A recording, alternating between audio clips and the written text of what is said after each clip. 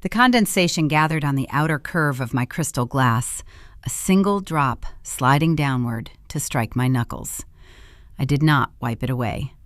The ambient temperature of a Baton Rouge evening in late May guarantees a suffocating blanket of humidity thick enough to carry the heavy, sweet scent of blooming magnolias across the country club veranda. Tonight, however, the flora lost its prominence. The true suffocation emanated from the man standing 24 inches to my left. Cameron Blake wore a tailored linen suit that cost more than the average municipal property tax bill. He held a heavy tumbler of bourbon, the amber liquid sloshing against spherical ice.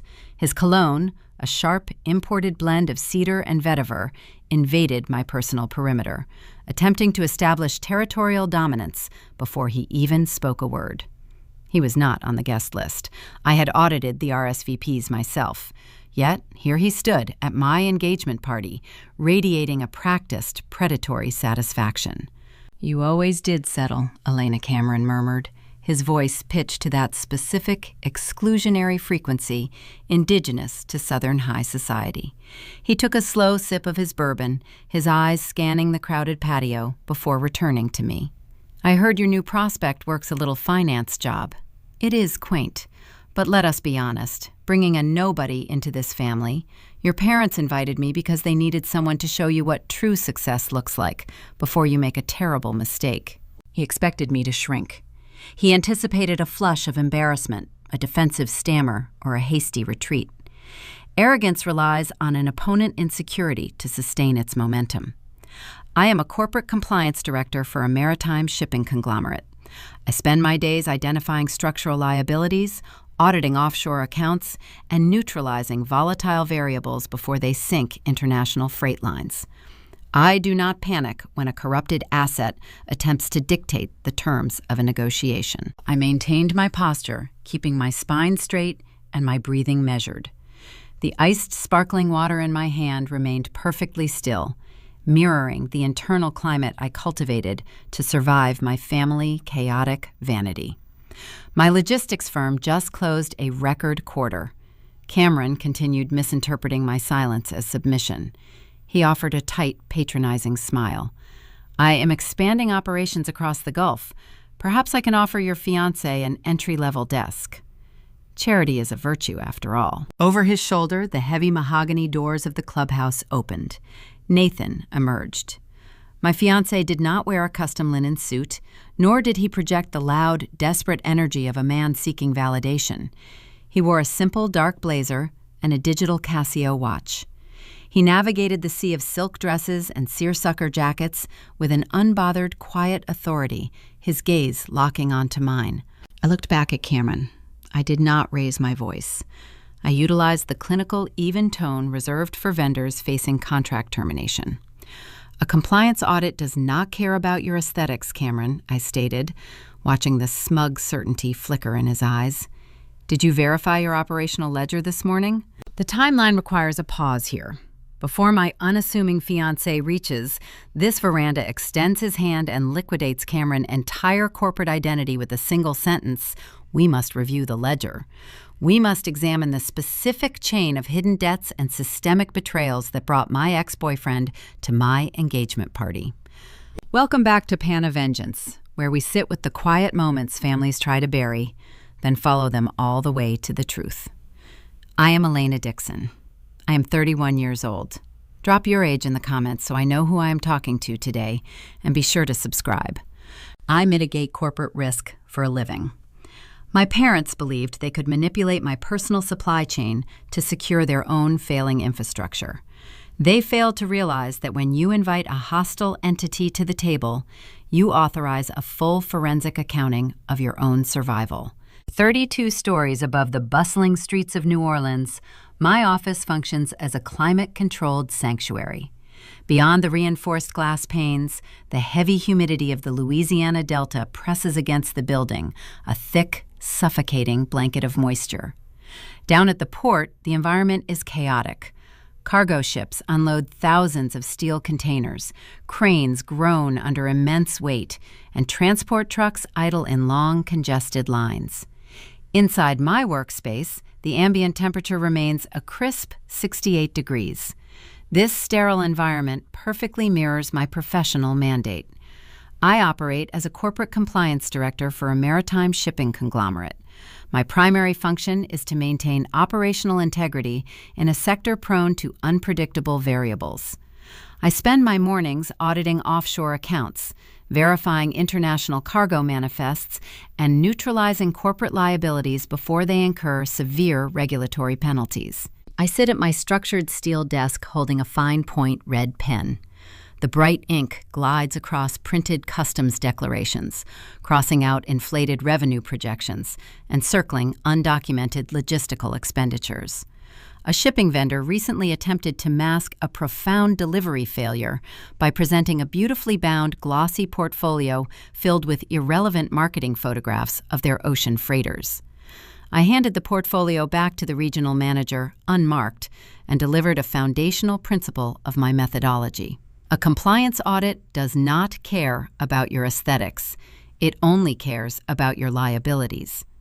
Numbers do not respond to visual charm or smooth negotiations. They reflect the unvarnished reality of a balance sheet. I applied this exact risk management methodology to my own family dynamics. 2 years prior to the engagement party ambush, my parents, Richard and Patricia, functioned as my most volatile, high-risk clients. They resided in Baton Rouge, operating under the perpetual delusion that they belonged to the upper echelon of Southern high society. They curated a lifestyle designed exclusively for public consumption. They attended charity galas, maintained expensive country club memberships, and hosted extravagant holiday functions to impress neighbors they secretly despised. The public projection, however, required immense unsustainable capital. Their actual financial ledger told a grim, terrifying story.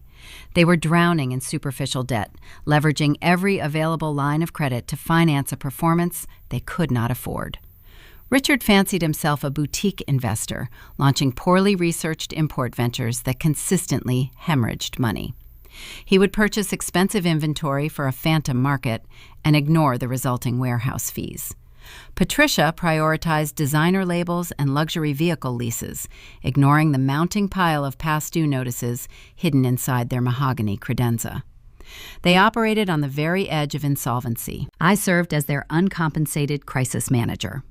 When a utility provider threatened to sever service, Patricia would call my office, her voice tight with manufactured panic, claiming a simple banking error caused the oversight.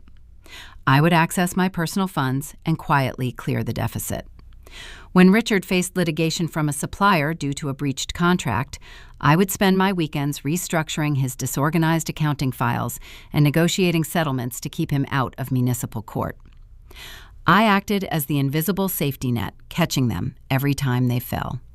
I tracked their reckless spending in my own meticulously color-coded spreadsheets, attempting to bring order to their financial chaos. My home office in New Orleans contains a pristine, commercial-grade, fireproof safe. It sits tucked beneath my desk, requiring a biometric scan and the physical turn of a heavy steel latch to open. The weight of that latch engaging signals undeniable security.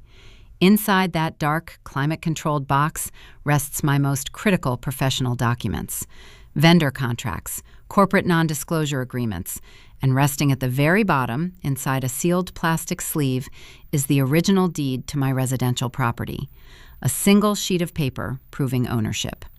I protected my own assets with unyielding discipline, while simultaneously pouring my surplus income into the sinking ship of my parents' estate. Their obsession with superficial appearances over foundational substance was not a recent development. It was the governing philosophy of my childhood. The pattern solidified in my memory during a specific winter holiday when I was 10 years old. A classmate, a young girl from a modest working-class neighborhood, crafted a handmade ornament for me. It was a simple painted clay star. She wrapped the fragile gift in cheap, thin paper that tore slightly at the corners, secured with uneven strips of clear tape. I brought the gift home and placed it proudly beneath our towering, professionally decorated Christmas tree. The scent of fresh pine mixed with Patricia expensive imported candles. Patricia discovered the small package later that evening. She did not admire the heartfelt sentiment or the time my friend invested in the creation. She viewed the torn wrapping paper as a visual contaminant. The imperfect gift disrupted the immaculate gold and silver color scheme she had mandated for the living room display. She handed the package back to me, her expression pinched with distinct distaste, and instructed me to hide it in my bedroom closet. She stated that such a cheap-looking item did not belong under her tree. That interaction crystallized my understanding of their core values. The wrapping always mattered more than the gift. The aesthetic always superseded the reality. For years, I absorbed the friction of their vanity. I paid the country club invoices they could not cover. I corrected the accounting errors Richard refused to acknowledge. I believed I was preserving the family peace. I thought my logistical interventions protected them from the harsh consequences of the real world. This was a severe miscalculation. When a project manager silently neutralizes every threat without billing the client assumes the protective services are a natural, infinite resource. My parents grew accustomed to the seamless operation of their lives. They stopped viewing my financial contributions as generous interventions. They categorized my corporate salary as a designated overflow account, meant to subsidize their elite posturing. They never thanked me for the quiet bank transfers or the weekend audits, because acknowledging the rescue required admitting they were sinking. They preferred to believe their old money facade was authentic, sustained by their own inherent superiority, rather than the disciplined labor of their daughter. I maintained this unbalanced domestic supply chain for a long time, sacrificing my own peace to fund their delusion. I assumed they would eventually recognize my utility and offer genuine respect. That assumption proved fatally flawed. A parasite does not respect the host. It merely resents anything that interrupts the feeding process.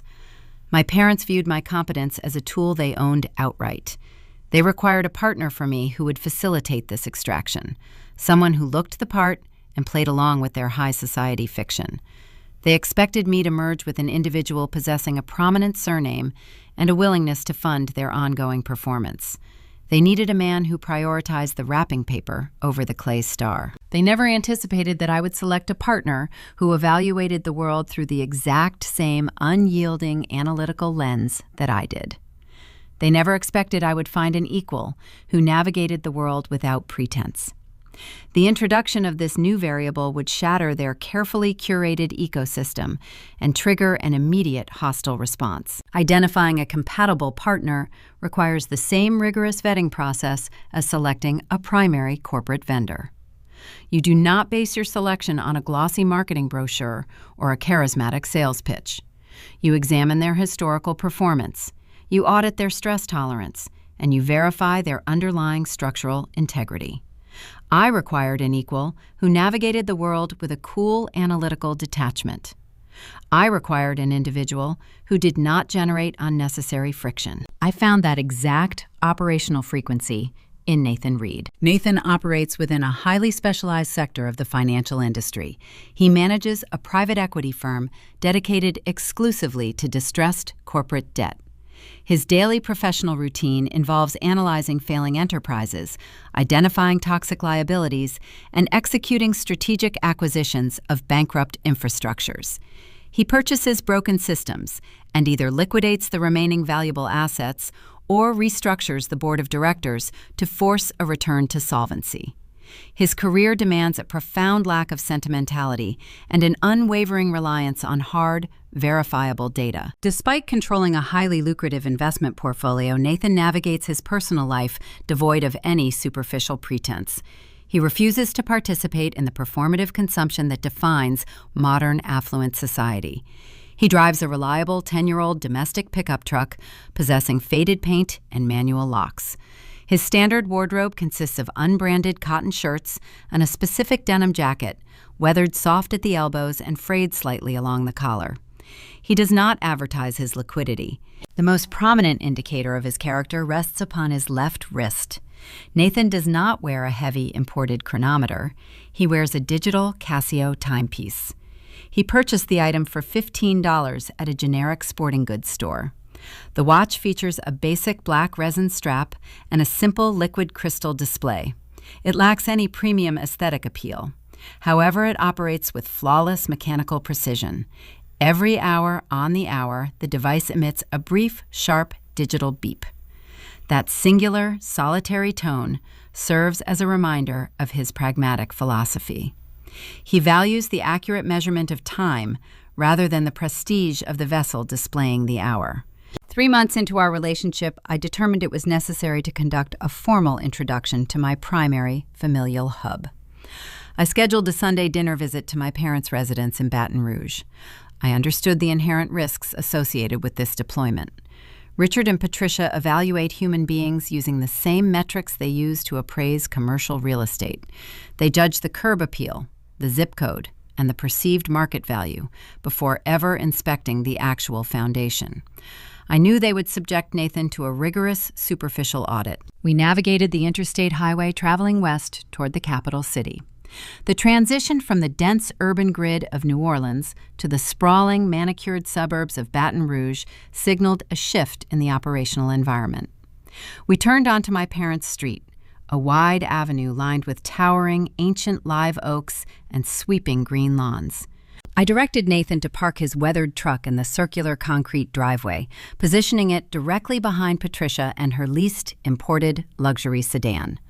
The visual contrast between the two vehicles established the baseline tension for the evening. We approached the grand entryway. The heavy double doors opened before I could reach for the brass handle. The interior of the house projected an overwhelming aura of curated, affluent superiority. The foyer smelled faintly of expensive citrus cleaning solvents and fresh floral arrangements. I guided Nathan into the formal living room. My eyes instantly scanned the environment, identifying a highly specific territorial marker. Patricia treats the wide marble fireplace mantel as an exhibition space, displaying her favored achievements.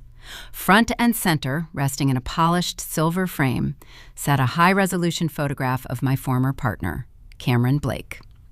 The image captured the logistics chief executive wearing a tailored tuxedo at a recent charity gala. Leaving a prominent portrait of my wealthy ex-boyfriend on display during the introductory dinner for my new fiancé constituted a deliberate, calculated hostility. It was an environmental tactic designed to establish an immediate standard of inadequacy. We transitioned into the formal dining room. The long mahogany table was set with heavy porcelain plates and delicate crystal water goblets. Richard and Patricia took their designated seats at opposite ends of the table, dictating the spatial hierarchy.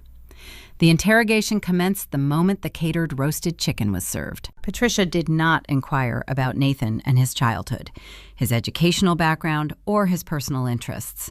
She targeted his socioeconomic indicators, utilizing a tone of weaponized Southern hospitality. As Nathan reached across the table to retrieve his water goblet, the cuff of his faded denim jacket shifted upward, exposing his left wrist. Patricia locked her gaze onto the black resin strap of the digital timepiece. She offered a tight, patronizing smile, a facial expression designed to convey manufactured pity. "Did you misplace your actual watch, Nathan?" she inquired, her voice carrying a distinct, condescending edge. "Richard knows a reputable jeweler in the commercial district. I am certain he could recommend a suitable piece for a man your age. A professional needs to project a certain standard of success." Nathan did not bristle at the insult. He did not pull his sleeve down to conceal the item. He offered a genuine, unbothered smile, resting his hand on the white linen tablecloth. "This piece functions perfectly, Patricia," he replied, his tone projecting a quiet, devastating confidence. "It keeps flawless time and requires zero maintenance. I prefer tools that operate without unnecessary complication." He neutralized her condescension by simply refusing to acknowledge it as an insult. He denied her the friction she desperately sought. Richard, sensing his wife losing the tactical advantage, immediately stepped in to apply additional pressure. He leaned back in his upholstered chair, swirling a dark vintage red wine in his crystal glass. He shifted the focus toward occupational metrics. "Elena mentioned you work in the financial sector," Richard stated, utilizing a dismissive cadence. "Managing minor debts or something similar. It sounds like a quaint little finance job. The market is quite volatile right now for entry-level analysts." Nathan offered a simplified summary of his private equity firm, stating he managed portfolios for distressed commercial assets. He deliberately withheld the immense scale of his liquid capital and the true magnitude of his corporate acquisitions. Richard seized the perceived opening. He utilized the moment to inject the ghost of my past relationship into the active dialogue. "You must understand the scale of true corporate success," Richard boasted, gesturing broadly with his wine glass. "Take Cameron, for instance. His logistics enterprise just secured a sprawling new distribution facility near the port. He manages hundreds of employees. He understands how to build a legacy. He is a man who truly belongs in our specific tier of society." My father spoke of my ex-boyfriend as if he were a decorated war hero, using Cameron and his inflated metrics to highlight Nathan and his supposed deficits. Richard spent 5 uninterrupted minutes listing Cameron and his recent financial victories, attempting to shrink the man sitting across from me. I observed my fiancé as he absorbed this psychological warfare. A weaker individual would have deployed his balance sheet in self-defense. Nathan could have easily silenced the entire room by revealing the actual holdings of his private equity fund. He possessed the resources to purchase my parents' entire subdivision without triggering a margin call. He could have crushed their affluent facade with a single factual sentence. He chose silence. He picked up his silver fork, took a slow, deliberate bite of the catered meal, and looked directly at my mother. "The seasoning on this chicken is excellent, Patricia," he said, offering a polite, respectful compliment. "The rosemary provides a very distinct flavor profile." This exact reaction crystallized my profound loyalty to him. My daily professional reality involves managing highly volatile elements. I audit maritime shipping manifests, identifying critical vulnerabilities in international supply chains. I deal with regional directors who shout when their profit margins shrink, and overseas vendors who panic when custom holds delay their cargo. I spend my working hours neutralizing chaos. My parents operated on a similar frequency of chaotic vanity. They constantly generated manufactured crises to feed their fragile egos, relying on external validation to sustain their illusion of wealth. Nathan was the ultimate antidote to their noise. His quiet stability provided a profound, insulated silence. He did not require a curated aesthetic to validate his existence. He knew the exact value of his own ledger, and he felt zero compulsion to prove his worth to an entity that evaluated the world through a corrupted lens. He remained entirely immune to their superficial provocations. The introductory dinner eventually concluded. We offered our polite farewells, exited the stifling atmosphere of the historic residence, and drove the long highway route back to New Orleans. During the transit, Nathan remained relaxed, turning the vehicle radio to a low volume and discussing a recent documentary he had viewed. He was entirely unfazed by the hostile encounter. My parents, however, processed the evening through their skewed, highly superficial metrics. They did not see a grounded, disciplined man who treated their daughter with unwavering respect and dignity.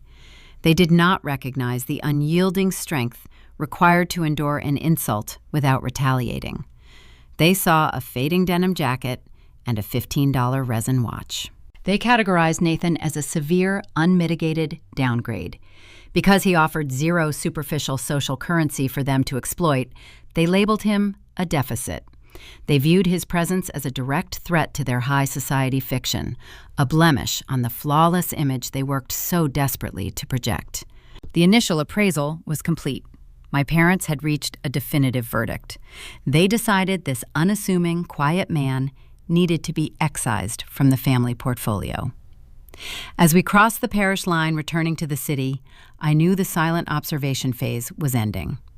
Richard and Patricia were already drafting the logistics for his public removal, laying the groundwork for a highly visible territorial boundary test. 6 months elapsed following the initial introductory dinner. The operational environment shifted from the private confines of my parents' historic residence to a highly public arena. Patricia hosted an annual spring charity luncheon at the Baton Rouge Country Club. The event functioned less as a philanthropic endeavor and more as a theatrical production designed to validate her perceived rank within the local social hierarchy. The dining hall smelled of bleached linens, wilted hydrangeas, and expensive gin. Crystal chandeliers cast a warm, forgiving glow over the attendees. The room was populated by individuals who measured human worth through the rigid metrics of designer labels and inherited surnames. I attended the function with Nathan. We navigated the crowded space, observing the superficial interactions. Nathan wore a tailored dark suit, projecting his standard, quiet authority. He did not attempt to network or distribute business cards. He remained anchored by my side, immune to the frantic posturing of the surrounding guests. Patricia spent the afternoon darting between tables, holding a flute of overpriced champagne, orchestrating the flow of the room with frantic, nervous energy. She sought constant verbal confirmation of her success. She needed her peers to acknowledge the elegance of the centerpieces and the quality of the catered menu. As the dessert service concluded, a local society magazine photographer began circulating through the venue. The presence of the camera acted as a powerful magnet for my mother. Documenting her status for a printed publication represented the ultimate return on her social investment. She quickly corralled Richard, signaling him to join her near a prominent floral archway. She then turned her sharp, calculating gaze toward our table and waved us over. We approached the designated staging area. The photographer, a weary man adjusting a heavy digital lens, directed us to assemble. Patricia immediately assumed the role of the director. She positioned Richard to her right, ensuring his profile caught the optimal lighting. She turned to me and Nathan. The impending boundary violation did not arrive with a shouted command or a dramatic physical altercation. It arrived with a smooth, practiced condescension. Patricia reached out and placed her hand upon Nathan's forearm. She did not squeeze. She applied a firm, guiding pressure, physically maneuvering him a full foot backward out of the camera focal area. She smiled a tight artificial expression designed for public consumption. "We are just capturing the immediate family for this specific shot, Nathan," she murmured, her tone dripping with a cloying, manufactured sweetness. She did not pause to allow him to respond. She instantly pivoted toward a group of her affluent peers standing near the adjacent table, ensuring her voice carried across the short distance. "Elena has decided to embrace a very simple life." Patricia lamented, projecting a tone of tragic maternal endurance. "We are just adjusting to her modest choices. It is quite a transition for us, but we support her humble little arrangement." The insult hung in the chilled, conditioned air of the country club. She utilized the presence of her peers to insulate her cruelty. She assumed the public setting trapped me. She calculated that I would absorb the humiliation and smile for the camera, rather than risk generating a scandalous scene in front of the local elite. She expected me to prioritize her carefully curated aesthetic over the dignity of my chosen partner. I did not elevate my vocal register. I did not deliver a fiery reprimand defending the man I intended to marry. A corporate compliance director understands that generating friction in an uncontrolled, hostile environment yields zero operational benefit. Confrontation without leverage is a poor tactical decision. Arguing with a narcissist in front of an audience only provides them with the dramatic friction they crave. It allows them to label you hysterical and unstable. I stood in the designated spot preparing my response. I felt a subtle movement beside me. Nathan did not react to the insult with wounded pride or defensive anger. He simply stepped closer. The quiet, reassuring pressure of his hand settled onto my arm, just above my elbow. The physical contact provided a steady, grounded anchor. It was a silent communication, verifying his absolute indifference to her vanity. I did not speak a single word to my mother. I simply took one deliberate step backward. I aligned my posture with Nathan, removing my physical presence entirely from the camera-intended frame. Patricia blinked her manufactured smile, faltering for a fraction of a second. She opened her mouth to issue a corrective instruction to pull me back into the performance. Before she could formulate the command, the blinding flash of the society photographer camera discharged. The bright white light flooded the space, capturing the exact reality of the moment. Patricia and Richard were left standing alone in the center of the floral archway. The resulting photograph would not project the image of a unified, wealthy dynasty. It would feature the stiff, forced smiles of two individuals attempting to mask a sudden, glaring deficit. They looked isolated and hollow. Nathan and I turned away from the staging area. We walked toward the main exit, leaving the luncheon before the final closing remarks. The drive back to New Orleans proceeded in a comfortable, resonant quiet. Nathan did not demand an apology on behalf of my parents. He understood that extracting an apology from a toxic entity only validates their perceived power over your emotional state. We listened to the low hum of the vehicle engine, watching the Louisiana wetlands blur past the highway windows. The following Monday morning, I sat at my structured steel desk 32 stories above the bustling Port District. The heavy humidity pressed against the reinforced glass panes. Inside my office, the temperature remained a crisp 68 degrees. I held my fine-point red pen, reviewing a maritime shipping manifest. My professional focus, however, remained divided. A public social exclusion is never a spontaneous, isolated event. It is a symptom of a shifting internal dynamic. A calculated boundary test indicates a change in the adversary's strategy. For 2 years, I operated as the invisible safety net for my parents. I subsidized their delinquent invoices and corrected their logistical blunders. They accepted my capital and my labor with eager entitlement. Their baseline behavior involved maintaining a facade of perfect familial harmony to ensure the supply lines remained open. If Patricia felt emboldened to publicly disrespect my partner in front of her most valued peers, the Central Family Hub was escalating its hostility. She was willing to risk my displeasure. Agitation in a parasitic organism usually signifies a disruption in their primary food supply or the presence of a looming external threat. They viewed Nathan as a downgrade because he offered zero superficial currency, but their reaction was disproportionate to the perceived slight. The math felt incorrect. When a vendor begins acting erratically, missing delivery windows and issuing hostile communications, an auditor does not ignore the behavior. An auditor initiates a comprehensive review of the account. I woke my corporate terminal. I navigated past the shipping databases and opened a secure, encrypted spreadsheet program. I generated a fresh, pristine workbook. I dedicated this specific file entirely to tracking Richard and Patricia. I established precise column headers, date of contact, request type, financial demand, stated justification, action taken. The silent observation period officially commenced. I plan to log every phone call, every passive-aggressive text message, and every plea for administrative assistance. I needed to map their behavioral frequency to identify the root cause of their heightened aggression. I needed to isolate the variables driving their desperation. I assumed the data collection phase would require several weeks to yield a discernible pattern. I was mistaken. To predict the trajectory of an adversary, an auditor must first evaluate their liabilities.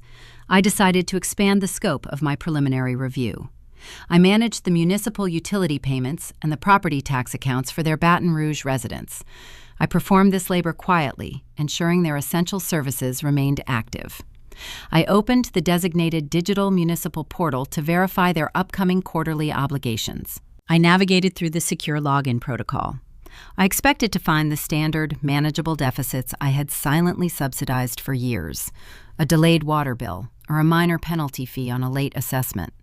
I prepared to authorize a routine transfer from my personal funds to clear the board. The screen rendered the requested data, loading the property details into the browser window. The digital text populated the display, presenting a set of numbers that fundamentally altered the architecture of my investigation. The figures staring back at me did not represent a minor administrative oversight. They represented a catastrophic structural collapse. The facade of their old money legacy was not merely cracking, it was already in a state of terminal freefall. The steady, rhythmic ticking of the office wall clock measured the silence in my workspace. Each metallic click segmented the quiet afternoon into precise, inescapable increments of time. I sat perfectly still in my ergonomic chair, staring at the digital municipal portal displayed across my primary monitor. The Baton Rouge property tax records were supposed to reflect a routine quarterly assessment.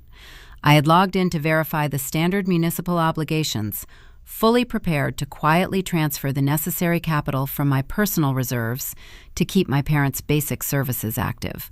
Instead, the interface rendered a glaring anomaly. A secondary encumbrance rested heavily against the residential deed. The text displayed in a stark red font a visual alarm designed by the municipal software to signal severe financial distress. A mechanic's lien or a minor contractor dispute might register at a few $1,000s, a manageable error resulting from an overlooked invoice. This specific encumbrance registered at $250,000. Richard and Patricia did not possess $250,000 in liquid capital. Their entire lifestyle relied upon a carefully curated illusion of generational wealth, sustained by maxed-out credit lines, expensive vehicle leases, and my silent administrative interventions. A lien of this staggering magnitude meant a creditor had bypassed standard collection agencies. An external entity had secured a direct, binding, legal claim against my parents' primary residence. If the debt remained unsatisfied, the creditor possessed the unilateral authority to initiate foreclosure proceedings, seize the historic property, and evict my parents from their affluent suburban bubble. I did not close the browser. I did not reach for my smartphone to demand an immediate explanation from my father. In corporate compliance, confronting a compromised entity without a complete forensic map allows the target to fabricate a defensive narrative. You never initiate an interrogation until you hold the undisputed receipts. I needed the origin of the deficit. I minimized the county tax tab and accessed my specialized commercial databases. My position within the maritime shipping conglomerate grants me high-level security clearance to review international freight ledgers, uniform commercial code filings, and corporate default registries. I initiated a targeted query utilizing Richard's legal name and his associated business license. Richard ran a boutique import and export firm. He launched the venture several years ago, importing high-end European textiles, vintage architectural salvage, and premium wine to cater to local interior designers and upscale restaurateurs. It was an endeavor built entirely on aesthetic appeal and social networking, rather than sound logistical planning or rigid supply chain management. He loved the title of an international importer, but he despised the grueling, unglamorous math required to sustain the operation. The commercial registry painted a bleak, unforgiving picture. His corporate entity was effectively insolvent. The data revealed a systemic pattern of critical failures. Richard had consistently missed delivery windows, accumulated exorbitant warehouse storage fees at the port, and defaulted on a vast volume of shipping invoices over the past 18 months. His business was a hollow shell, bleeding capital. A failed import business requires a primary logistics provider to move the physical cargo. I traced the outstanding unpaid invoices to identify the specific vendor left holding the deficit. The search engine processed the routing numbers, sorting through the digital freight logs to render the parent company, Blake Global Logistics. The name illuminated on my monitor, casting a cold blue glow across the surface of my structured steel desk. The logistics firm belonged to Cameron Blake, my former partner, the man whose framed portraits still occupied a place of honor on my mother's fireplace mantel in Baton Rouge. The disconnected puzzle pieces snapped together, forming a precise, horrifying picture of predatory leverage. Cameron operated an expanding, ruthless enterprise. When Richard failed to settle his corporate freight bills, a standard logistics executive would halt future shipments, send the delinquent account to a commercial collection agency, and eventually write off the financial loss. Cameron chose a vastly different route. He weaponized the existing interpersonal connection. He utilized the outstanding $250,000 to corner my father in a legally binding snare. I pulled the digitized collateral agreement attached to the municipal lien. The legal phrasing was airtight and unyielding. Cameron had forced Richard to sign a personal guarantee to cover the corporate debt. To secure the agreement, Cameron demanded tangible collateral. Richard, lacking any viable commercial assets or liquid savings, pledged the only item of value he possessed. He collateralized the Baton Rouge house. Cameron Blake was no longer just a wealthy, arrogant ex-boyfriend. He was a primary creditor holding the keys to my parents' survival. The steady ticking of the wall clock continued marking the seconds as the true nature of my family dynamic crystallized into sharp focus. The hostility directed at my fiancé during the charity luncheon was not born from mere snobbery or misplaced maternal concern. Patricia did not physically push Nathan out of the family photograph because she genuinely believed I had settled for a simple life. She pushed him out of the frame because she was suffocating under the weight of an impending eviction. Richard and Patricia were financial hostages. They idolized Cameron, not for his charm, his tailored suits, or his business acumen. They worshipped him because he held the power to destroy their curated reality with a single legal filing. They desperately needed the logistics CEO back inside the familial perimeter. If I married Cameron, the crippling $250,000 debt would transform from a hostile commercial liability into an internal family matter. A son-in-law might forgive a ledger deficit or restructure a loan to keep the domestic peace. A jilted ex-boyfriend holding a legal lien would not. Nathan Reed represented a fatal disruption to their survival strategy. My quiet, unassuming partner offered zero leverage against the impending foreclosure. By choosing Nathan, I was inadvertently sealing my parents' financial doom. Their escalating cruelty toward my fiancé was a frantic, terrified attempt to break my current relationship and steer me back toward the man who owned their mortgage. They were willing to sacrifice my happiness, my dignity, and my chosen partner to save their country club membership. I leaned back in my chair, absorbing the profound depth of their betrayal. A lesser individual might feel a pang of sympathy for two aging parents caught in a predatory financial trap. I felt zero emotional resonance. A compliance director does not pity a vendor who falsifies safety reports and subsequently suffers an industrial shutdown. My parents engineered their own ruin through vanity, chronic mismanagement, and an unearned sense of superiority. They signed the collateral agreement willingly, gambling their shelter on a doomed boutique venture. They viewed me as a designated bailout protocol, a human shield to be deployed against a hostile creditor. I closed the commercial database and locked my terminal. Understanding the underlying motive provides the ability to predict the next operational phase.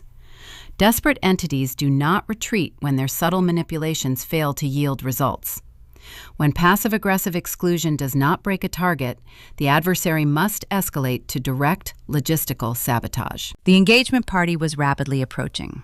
It was designed to be a highly visible social event, requiring extensive coordination and shared vendor access. Patricia controlled a significant portion of the guest list architecture. Armed with the knowledge of their impending bankruptcy, I knew my mother would not allow the celebration to proceed without attempting a final, bold maneuver to inject her creditor back into the narrative. The silent observation period had yielded critical intelligence, and I understood the next breach of my perimeter was already being drafted. The logistics of a formal social event require the same rigid oversight as a commercial supply chain. An engagement party hosted at a premier Baton Rouge country club involves coordinating multiple external vendors, managing dietary restrictions for over 100 guests, and ensuring the venue receives the final catering headcount precisely on schedule. I do not rely on handwritten lists or scattered email threads to manage these operations. I utilize a secure, centralized digital portal. It provides a transparent, unalterable ledger of every invitation dispatched and every response received. 3 weeks prior to the scheduled celebration, I sat at the mahogany desk in my New Orleans high-rise office. The heavy humidity of the Louisiana afternoon pressed against the reinforced glass windows, but the interior climate remained a controlled, crisp 68 degrees. I navigated to the event management dashboard. My objective was to finalize the seating chart and authorize the initial deposit for the floral arrangements. I expected the data to reflect the agreed-upon parameters. I downloaded the current guest manifest. The software generated a clean, organized spreadsheet. I scrolled through the columns, verifying the names against my master-approved list.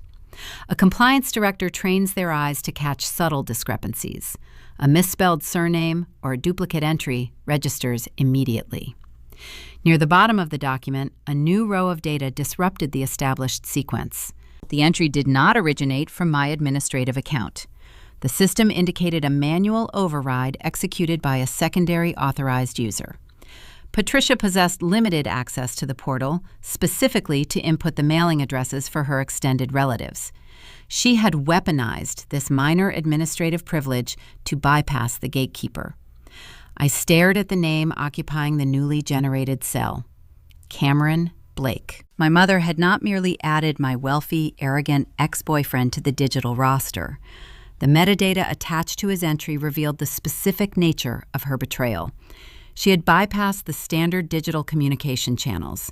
She had requested a physical, premium, gold foil invitation to be printed and expedited directly to his corporate headquarters. She intended to grant him a grand, formal entrance. Discovering the unauthorized edition provided the symptom. I needed to isolate the underlying disease. A formal invitation requires context. Cameron would not attend an event celebrating my union to another man without a compelling narrative to justify his presence.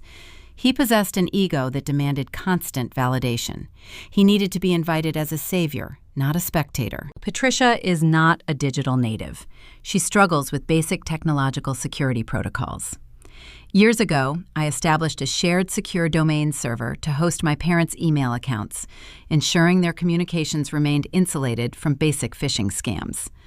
As the primary architect of their network, I retained total administrative oversight. I rarely utilized this access, respecting the boundaries of their privacy. When an entity initiates active sabotage against your perimeter, the expectation of privacy is permanently revoked.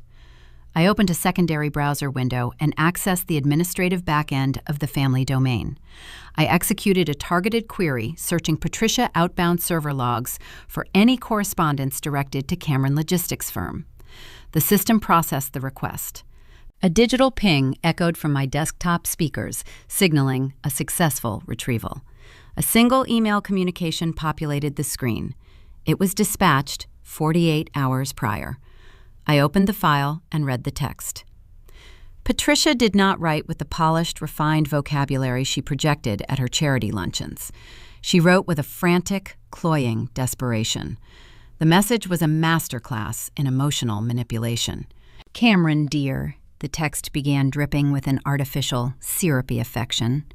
"I am reaching out because our family is facing a crisis, and you are the only one who truly understands our standards. Elena is rushing into this arrangement. She is settling for a life that does not reflect her potential. We need you to attend the engagement party. We need you to show Elena what true success looks like and save her from a terrible mistake. Please say you will come. You are the only one who can fix this." I read the transmission twice. The true motive crystallized, removing any lingering ambiguity. Patricia was not merely longing for the aesthetic perfection Cameron provided. She was orchestrating a highly visible public ambush. She intended to utilize his flashy arrival to humiliate Nathan, highlighting the vast disparity between a private equity manager unassuming wardrobe and a logistics chief executive custom-tailored suits. She calculated that the sheer pressure of his presence, combined with the whispers of the gathered elite, would break my resolve. She wanted to force a public fracture, pressuring me into returning to the man who held the secret $250,000 lien against her primary residence. She was willing to destroy my future to secure her own financial pardon. A novice encountering this level of parental treason would react with immediate, explosive anger. They would pick up their smartphone and initiate a screaming match. They would demand the invitation be revoked and threaten to cancel the entire event. I am a corporate auditor. I understand that an adversary expecting a confrontation will prepare a robust defense. If I remained completely silent regarding the RSVP, Patricia would instantly sense the anomaly. She knew my meticulous nature. She knew I monitored the event portal. If I failed to react to Cameron's unauthorized presence, she would deduce that I was building a tactical countermeasure. She would raise her shields and proceed with caution. I needed her to remain careless. I needed to breed profound, blinding complacency within the enemy camp. To achieve this objective, I required a diversion. I needed to deploy a red herring. I needed to grant my mother the exact emotional victory she anticipated. I needed to perform the role of the hysterical, wounded daughter. I picked up my smartphone. I did not draft the message using my standard, precise syntax. I forced my thumbs to move with erratic, frantic speed across the digital keyboard. I intentionally neglected proper capitalization. I utilized punctuation marks I typically avoid, deploying multiple question marks to simulate a loss of rational control. I saw the portal updates I typed. Why is Cameron on the list? How could you do this to me and Nathan? This is our event. You have no right to invite him behind my back. Cancel it right now. I read the drafted text. It projected the perfect aura of a woman spiraling into panic. It sounded weak, reactive, and entirely out of my depth. I pressed the send icon. The green confirmation bubble slid onto the screen. I set the device down onto the cool surface of my mahogany desk. I reached for my insulated travel mug and took a slow, deliberate sip of black coffee. The bitter liquid washed over my palate, grounding my focus. The waiting period commenced. I knew Patricia would not respond immediately. She would savor the digital evidence of my distress. She would likely show the screen to Richard, pointing out my frantic tone as proof that my relationship with Nathan was fragile and easily threatened. 12 minutes later, my phone vibrated against the wood. The screen illuminated, displaying an incoming transmission from Patricia. I unlocked the device and opened the thread. A single gray text bubble rested beneath my simulated outburst. It contained only 3 words. He is family. I stared at the response. The smugness radiating from the screen was palpable. She did not offer an apology. She did not attempt to justify her actions with a long, drawn-out explanation. She delivered a concise, arrogant decree.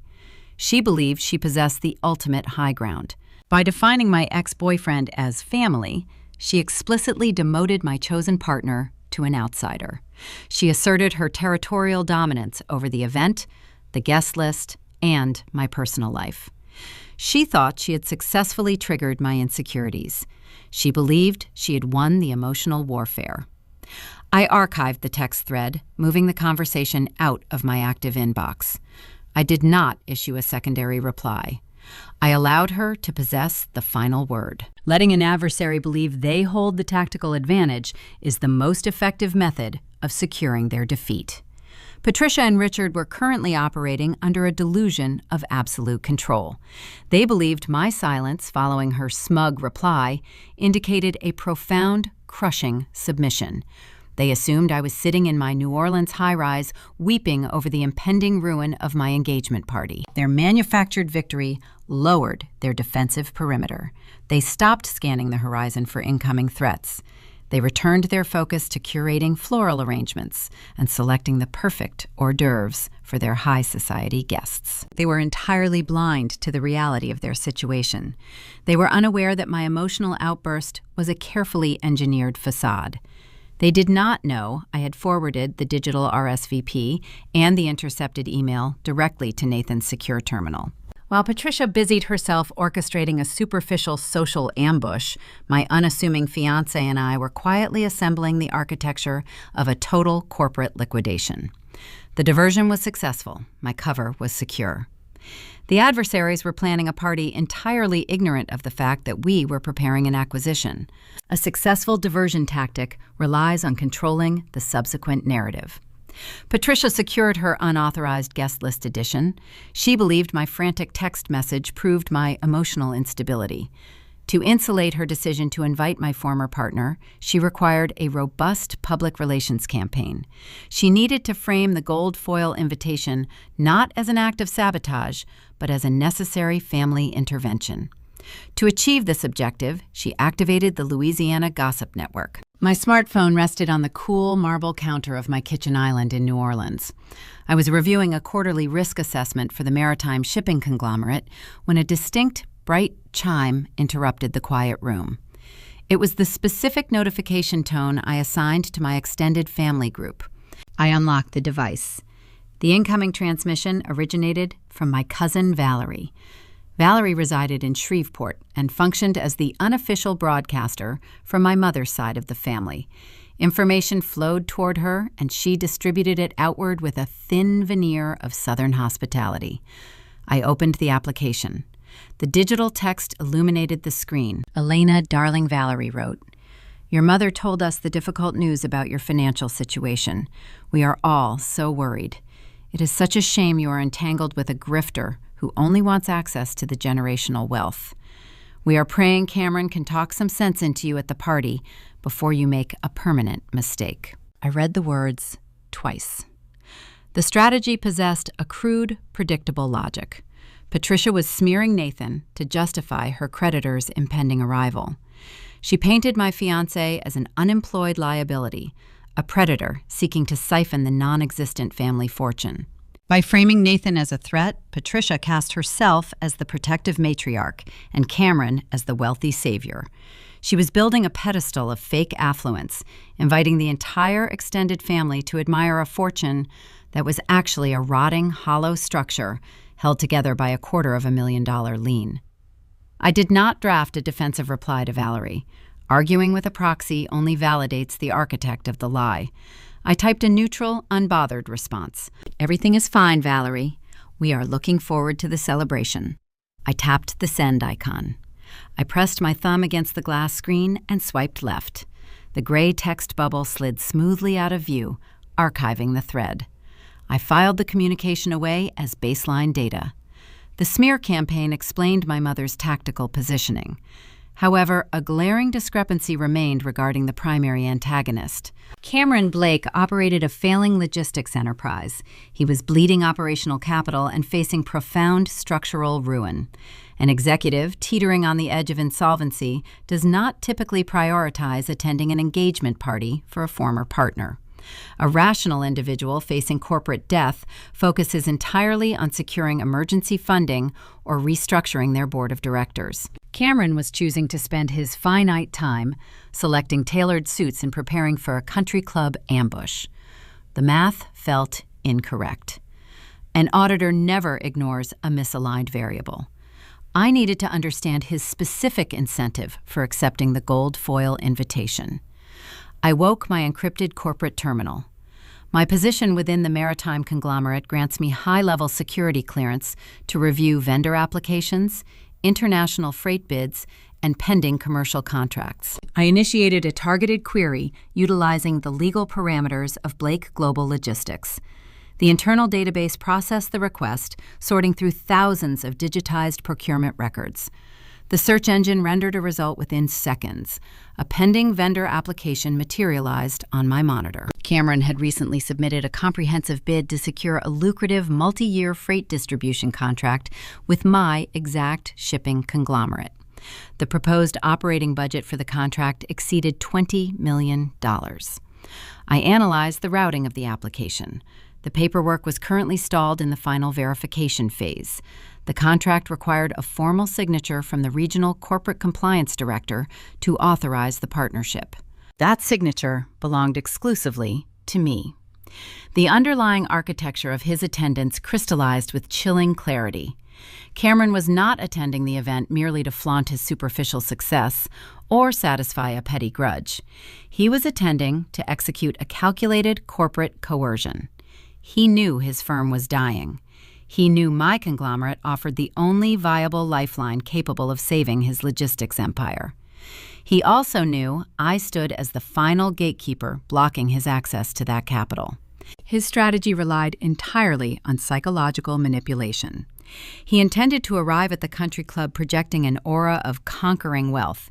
He planned to humiliate Nathan, highlighting the vast socioeconomic disparity between a quiet private equity manager and a loud chief executive. Cameron believed that by humiliating the man I chose, he could force me to realize I had downgraded my lifestyle. He assumed the sheer weight of his curated aesthetic and the social pressure of my fawning parents would break my confidence. He calculated that a broken, insecure woman would be easily manipulated into waiving the standard regulatory protocols and greenlighting his $20 million vendor contract. He viewed me not as a former partner, but as a compliance hurdle he needed to clear. He viewed my engagement party as a networking opportunity to secure his own financial pardon. I leaned back in my ergonomic chair, absorbing the profound depth of his hubris. Cameron and Patricia were operating on parallel tracks of delusion. My mother invited him to secure forgiveness for her hidden bridge loan. Cameron accepted the invitation to coerce me into authorizing a corporate bailout. They were both drowning in distinct pools of toxic debt, and they both viewed my life as their designated life raft. They intended to use the engagement party as a stage to execute their respective extractions. I looked at the glowing screen of my terminal. I did not decline his pending vendor application. I left the digital file open and active in the system queue. Canceling the bid prematurely would alert him to my surveillance. A compliance director never halts an audit right before the corrupted data finalizes itself. You allow the hostile entity to march forward. You let them build their arrogant narrative. The dramatic irony saturating the environment was profound. The entire Louisiana extended family was currently gossiping about my impending ruin. They were exchanging text messages and whispering over iced tea, pitying my decision to marry a supposed grifter. They were preparing to attend the country club to watch the wealthy, successful ex-boyfriend save me from my own choices. None of them knew the actual ledger. None of them realized the wealthy savior was weeks away from total bankruptcy, begging for a contract I controlled. None of them knew the affluent parents hosting the event were mortgaged to the breaking point. And most importantly, none of them knew the quiet, unassuming fiancé driving the faded truck possessed the liquid capital to purchase the entire logistics firm with a single phone call. I closed my corporate database. The defensive perimeter was secure. The intelligence gathering phase was complete. It was time to transition from observation to active retaliation. Nathan and I needed to finalize the Arshel takeover. We needed to ensure that when Cameron stepped onto that country club veranda, he was walking directly into a legally binding snare. The quiet preparation in my kitchen was ending. The shadow audit was about to begin. The transition from a defensive posture to an offensive deployment requires a secure operational environment. The polished quartz surface of my kitchen island in New Orleans served as our primary staging area. The hour had crept past midnight. The ambient noise of the city traffic faded into a low, distant hum, leaving the interior of the apartment profoundly still. I stood on one side of the stone counter, arranging the physical documentation I had accumulated over the past 72 hours. I laid out the printed municipal property records, detailing the $250,000 lien attached to my parents' historic residence. Next to it, I placed the intercepted digital correspondence, confirming Patricia requested a gold foil invitation for my former partner. I finalized the row with the archived text messages outlining the ongoing whisper campaign currently assassinating my character across the extended Louisiana network. I did not assemble this dossier to dwell on the emotional betrayal. A compliance director utilizes compiled evidence to locate the structural origin of a systemic failure. The pieces of the puzzle formed a coherent picture of desperate individuals attempting to secure a financial pardon from a predatory creditor. However, a critical anomaly remained buried within the accounting. I pulled a secondary stack of papers from my leather briefcase. These pages contained the public corporate filings detailing the collapse of Richard Boutique Import Venture. I needed to map the exact timeline of his insolvency. The data indicated he defaulted on his commercial freight invoices nearly 8 months ago, yet the residential collateral agreement, forced by Cameron Logistics firm, was filed only 12 weeks prior. A gap existed in the ledger. For 5 months, my father managed to delay the inevitable lien. To sustain that delay, he must have provided the vendor with incremental capital. I initiated a forensic trace on the localized banking networks, attempting to isolate any partial payments drafted from Richard accounts during that specific 5-month window. I bypassed his standard business ledger and his personal checking history. Both were barren. I expanded the search parameters, utilizing my corporate security clearances to query irregular wire transfers originating from his registered residential address. The system processed the algorithms and returned a sequence of 3 distinct outbound electronic payments. The funds were routed directly to the Accounts Receivable Department of Blake Global Logistics. The combined total equaled $47,000. I stared at the figures. My parents did not possess $47,000 in liquid assets. They were financing country club memberships on revolving credit lines. I highlighted the routing number attached to the origin account and ran a cross-reference against the regional institutional registries. The database rendered the authenticating details and the underlying architecture of their desperation crystallized with chilling clarity. The routing digits did not correspond to a personal savings vault or a legitimate commercial loan. The account belonged to the Baton Rouge Country Club Philanthropic Committee. It was the centralized treasury for the annual charity luncheon my mother chaired. I lowered my pen. The ambient hum of the refrigerator seemed to amplify in the quiet kitchen. Richard and Patricia were not merely facing a civil foreclosure due to poor business acumen. They had crossed the boundary into a severe, prosecutable offense. My father illegally commingled nonprofit funds, utilizing charitable donations to pay down his commercial shipping debts. My mother, acting as the committee chair, either authorized the illicit transfer or willfully ignored the extraction. They had committed embezzlement. The stakes of the impending engagement party elevated instantly. The hostility directed toward Nathan and the frantic attempts to lure Cameron back into the familial perimeter were no longer driven by simple snobbery. My parents were terrified. If Cameron initiated standard collection protocols, the subsequent forensic review of Richard finances would inevitably expose the stolen charity capital. They were facing potential state and federal criminal charges. They needed Cameron to forgive the debt to keep the ledger closed permanently. I looked across the quartz island. Nathan sat on a high-backed wooden stool, observing my methodology. He wore a simple, unbranded cotton shirt, his sleeves rolled up to the elbows. The faded denim jacket rested over the back of his chair. The inexpensive digital watch, secured to his left wrist, displayed the late hour. He did not express shock upon hearing the revelation. He did not offer a comforting platitude regarding the tragic downfall of my parents. He absorbed the intelligence and processed the variables through the specialized lens of a private equity manager. If a retail investor embezzles $47,000 to delay a default, they are fighting a losing battle. Nathan observed, his voice projecting a calm, devastating authority. But we must evaluate the creditor side of the transaction.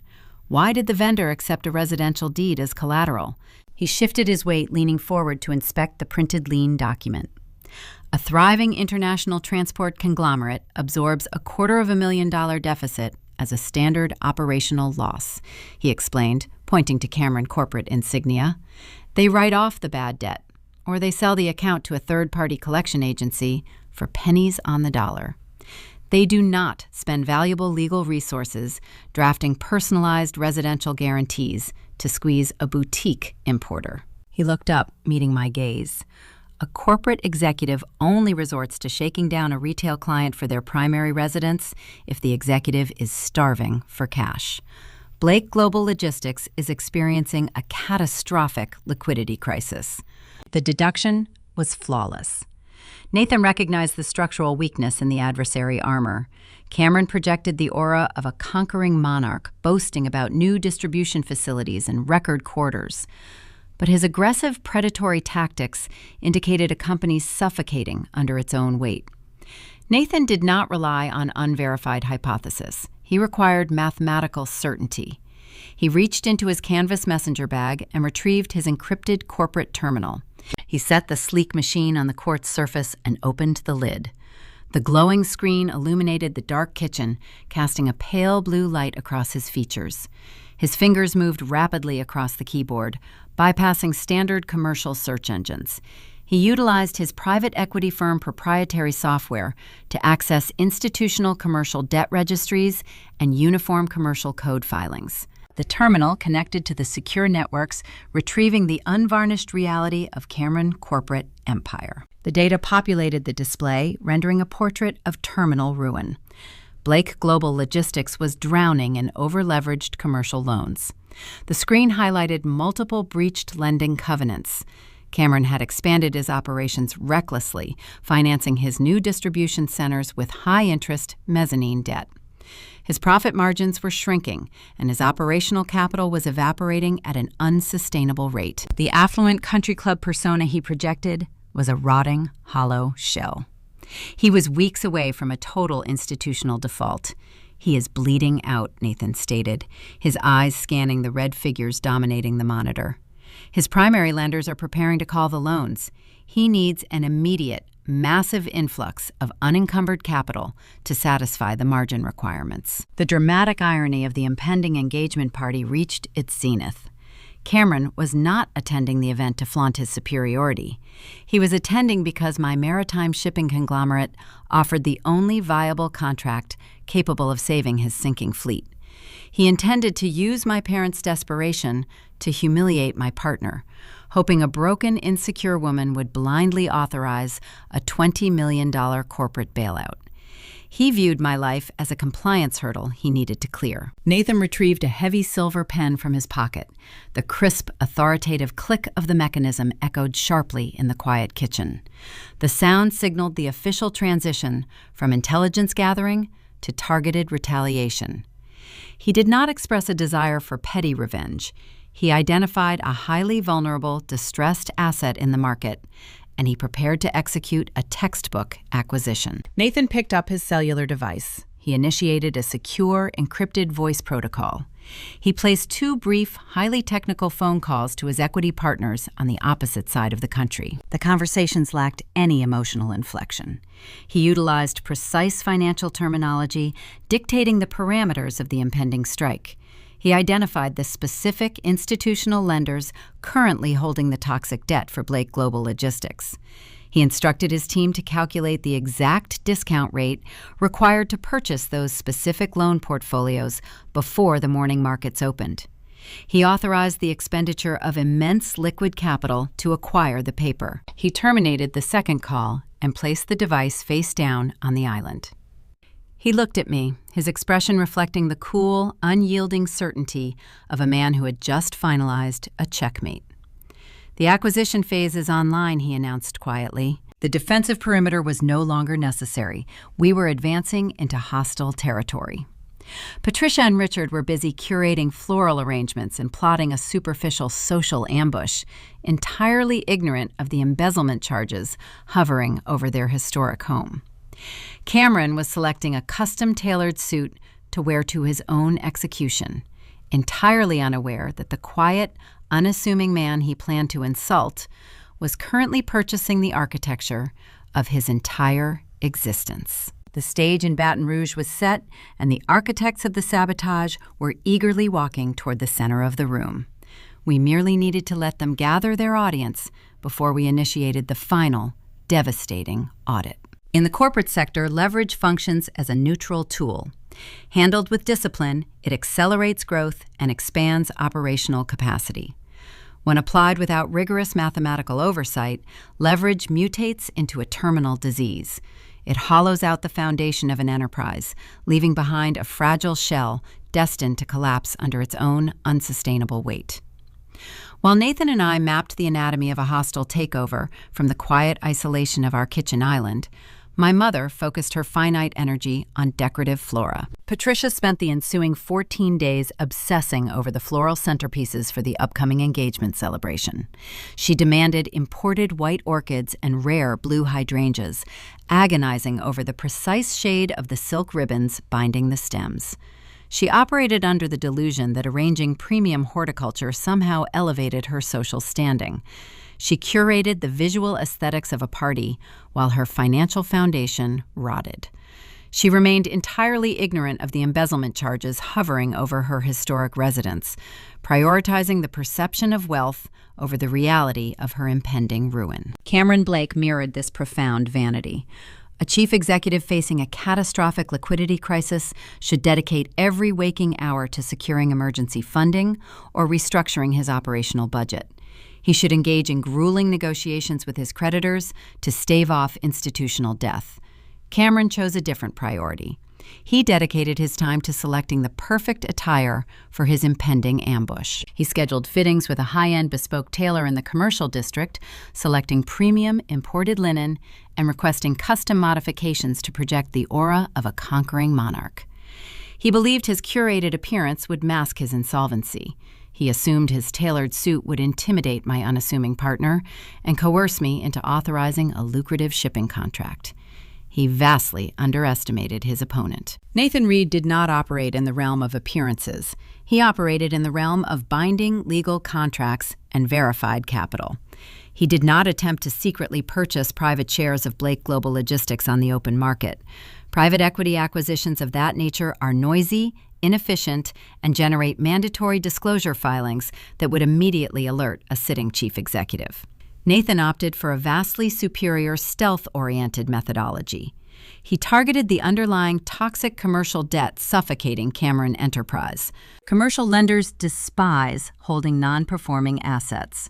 When a logistics firm breaches its loan covenants by missing revenue targets and depleting its cash reserves, the institutional banks holding the paper view the company as a radioactive liability.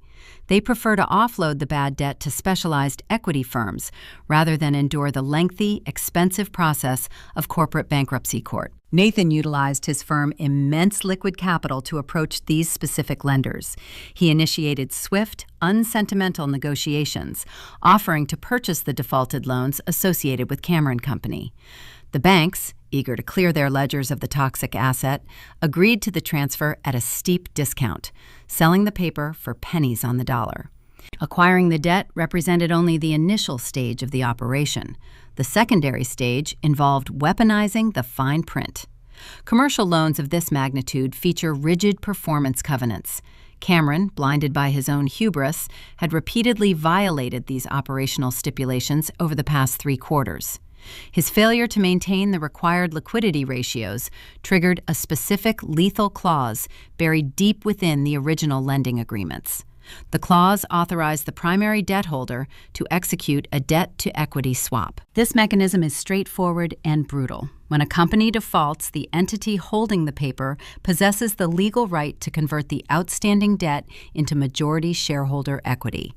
They call the loans, seize the collateralized assets, and assume controlling interest of the corporation. The current chief executive is stripped of their authority, their equity evaporates, and they become entirely subordinate to the new ownership board. Nathan was not merely buying a debt. He was purchasing the throne. The transition of debt ownership generates mandatory administrative notifications. The original lenders dispatched formal, dryly worded, legal notices to Blake Global Logistics, informing the corporate officers that their institutional loans had been acquired by a new private equity holding firm. These documents arrived via certified mail, landing on Cameron's desk alongside mounting warehouse invoices and angry vendor demands. Cameron ignored them. He viewed administrative paperwork as a tedious chore beneath his executive pay grade. He glanced at the sterile legal headers and tossed the notices into a pending file. He assumed he could negotiate new terms after he secured the $20 million shipping contract from my maritime conglomerate. He believed his charisma could override a legally binding default. He failed to realize the new debt holder possessed zero interest in negotiations. While Cameron finalized the alterations on his custom linen suit, the architectural framework of his corporate destruction was formalized. The final acquisition documents required physical authentication.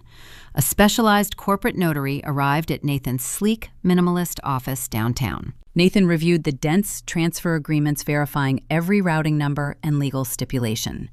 He operated with the cool, detached efficiency of a surgeon preparing an incision.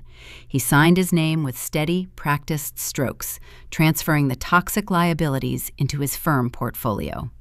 The notary applied his official seal. The heavy thud of the notary stamp striking the thick legal stock paper echoed in the quiet room. It was a definitive, resonant sound marking the official transfer of power. Nathan scanned the executed pages and uploaded the final authorizations to his encrypted corporate terminal. He authorized the transfer of funds, sending the discounted payout directly to the institutional lenders. He leaned back in his chair, his eyes fixed on the dual monitors illuminating his workspace. A loading bar processed the transaction across the secure financial network. The seconds ticked by, bridging the gap between theory and execution. A digital confirmation glowing green on Nathan's monitor signaled the successful completion of the maneuver. The transaction cleared. The debt was officially acquired. The mechanism for the equity swap was legally secured, armed, and verified. Blake Global Logistics no longer belonged to the arrogant man preparing to attend my engagement celebration. It belonged to the quiet, unassuming fiancé driving the 10-year-old pickup truck. The man Patricia invited to humiliate her future son-in-law was now legally, financially, and professionally a subordinate employee of that exact same son-in-law.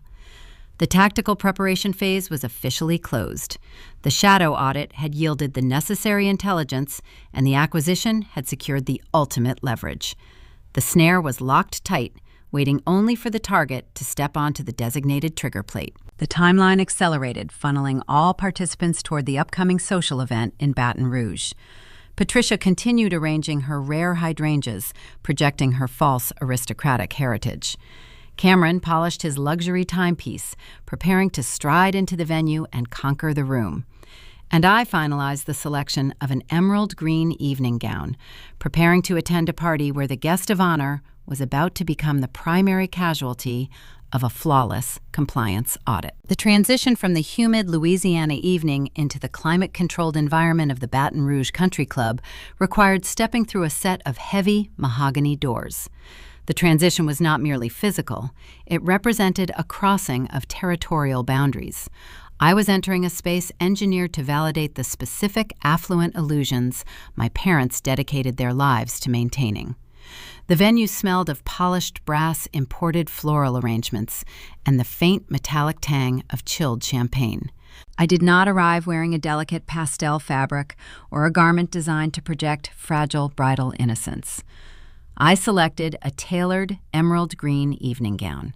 The material possessed structural integrity, falling in clean, unbroken lines. It functioned as corporate armor, shielding me from the superficial judgments of the assembled guests. I projected immaculate, untouchable authority. I was not a woman preparing to be humiliated. I was a compliance director arriving to preside over a final terminal review. Nathan walked beside me, projecting his own brand of quiet, lethal confidence. He wore a simple, perfectly tailored dark suit. He lacked the flashy imported timepieces or the bespoke silk pocket squares that the local society men utilized to broadcast their net worth. He navigated the opulent foyer without a fraction of intimidation. The breast pocket of his jacket held the single folded sheet of heavy legal stock paper we secured earlier that afternoon.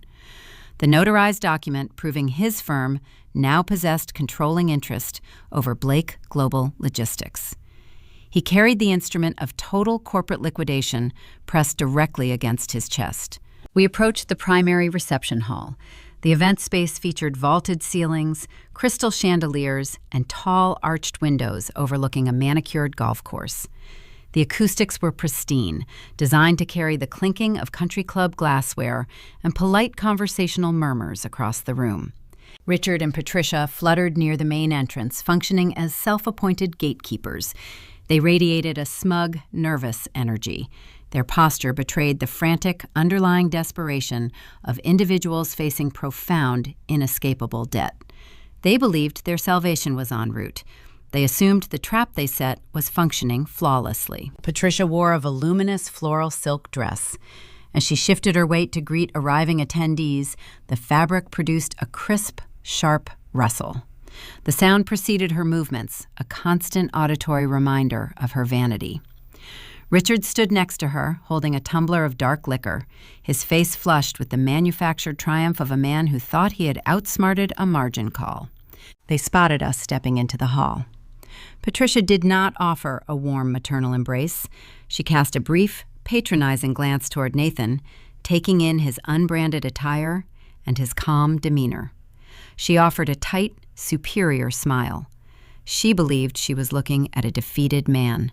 She thought his presence here was merely a temporary placeholder, soon to be eradicated by the arrival of true wealth. "I require a moment to speak with your aunts," Patricia announced, turning her attention away from us to address a cluster of older women gathered near a towering floral centerpiece. "Do mingle, Elena. It is going to be a very interesting evening." She dismissed us, moving toward her designated audience. I did not follow her, but I adjusted my position to remain within optimal auditory range. A thorough investigator always monitors the subject while they deliver their false testimony. Patricia integrated herself into the circle of extended relatives. These were the same women who had absorbed her whisper campaign, the aunts and cousins who had texted me fake sympathy regarding my supposed grifter fiancé. They held their flutes of champagne waiting for the matriarch to deliver the latest intelligence. "We have a special surprise guest arriving shortly," Patricia boasted, her voice pitched to ensure the surrounding tables heard every syllable. Her tone dripped with sycophantic pride. The aunts leaned in, their eyes wide with manufactured curiosity. "Who is joining us?" Patricia, one of them, inquired, playing her assigned role in the social theater. "Cameron Blake," Patricia replied, savoring the name as if it possessed magical properties. I felt it was crucial to include him. He understands our family standards. A low murmur of impressed approval rippled through the gathered women. They recognized the name. They knew the curated country club persona Cameron projected. "He is doing so remarkably well." Patricia continued, leaning entirely into her hubris. "His logistics empire is expanding across the entire Gulf Coast. He possesses such brilliant business acumen, a man of true Southern success. It is vital for Elena to see what real stability looks like before she finalizes any permanent decisions." The dramatic irony saturating the ballroom was profound and intoxicating. Patricia was standing in the center of an exclusive venue, loudly bragging to her peers about the invincibility of a corporate empire that no longer belonged to the man she worshipped. She was utilizing Cameron's supposed wealth to validate her own social standing, attempting to humiliate Nathan by proxy. She was entirely oblivious to the fact that the quiet, unassuming fiancé standing mere yards away possessed the legal authority to dismantle that exact logistics empire with a single phone call. The audience, the gossiping aunts and the judgmental cousins, absorbed her narrative, nodding in agreement. They cast pitying sideways glances in our direction, assuming Nathan was a temporary casualty of a superior romantic rival. They enjoyed the theatrical friction. They anticipated a high society showdown where the wealthy ex-boyfriend would ride in and expose the inadequacy of the current partner. They had no idea they were about to witness a hostile corporate takeover executed live on the veranda. I stood near a tall cocktail table observing the logistics of the room. I noted the primary exits, the flow of the waitstaff, and the sightlines from the bar area. I mapped the acoustic environment, ensuring the impending confrontation would echo clearly across the hardwood floors. A passing server offered a silver tray of beverages. I selected a tall glass of iced sparkling water. The condensation gathered on the exterior of the crystal, chilling my fingertips. The cold temperature grounded my focus. I did not intervene to correct Patricia. I did not walk over to the circle of aunts and inform them that Cameron Logistics Firm was functionally bankrupt. I did not reveal the secret embezzlement charges hovering over my father's head. A compliance director never halts an audit just before the corrupt data is finalized. You do not interrupt a suspect while they are willingly recording their own confession. You let them speak. You allow them to build their pedestal of lies as high as their arrogance will permit. The taller the structure, the more devastating the inevitable collapse. I took a slow, measured sip of the carbonated water. The liquid was freezing crisp and clarifying. Nathan stepped closer, closing the minor physical distance between us. He did not react to the insults being broadcast across the room. He remained insulated from their superficial noise. He reached out and placed his hand against my lower back. The subtle pressure of his palm provided a steady, resonant anchor. It was a silent transfer of power, confirming the snare was locked and the evidence was secured. They are highly confident. Nathan murmured, his voice a low, even register that only I could hear. Confidence is the byproduct of an unexamined ledger, I replied, keeping my gaze fixed on the main mahogany doors. They believe they control the variables. We stood together, an unbroken, unified front, waiting for the final piece of corrupted cargo to arrive. The engagement party buzzed around us, filled with individuals who evaluated human worth through the flawed metrics of tailored linen and leased vehicles. They believed the evening belonged to them. I held my crystal glass, feeling the ice shift against the rim. The trap was set, the audience was seated, and the primary antagonist was currently parking his vehicle. The delivery of the ultimate liability was imminent. I simply waited. A formal social gathering operates on a strict logistical timeline. The cocktail hour provides the preliminary networking phase, the dinner service establishes the captive audience, and the designated evening entertainment introduces the necessary friction to sustain engagement. At precisely 8 o'clock in the evening, the primary volatile variable entered our testing environment. The heavy mahogany doors separating the main ballroom from the outdoor veranda swung inward, guided by 2 uniformed event staff members. Cameron Blake did not slip into the venue discreetly. He breached the perimeter, projecting the calculated, undeniable aura of a conquering monarch returning to claim his territory. He wore a custom imported suit crafted from dark, tailored linen, the fabric cut with architectural precision to emphasize his shoulders and mask any physical imperfections. He paused at the threshold, allowing the attendees a prolonged moment to register his arrival. He raised his left arm in a slow, deliberate motion to adjust his jacket cuff.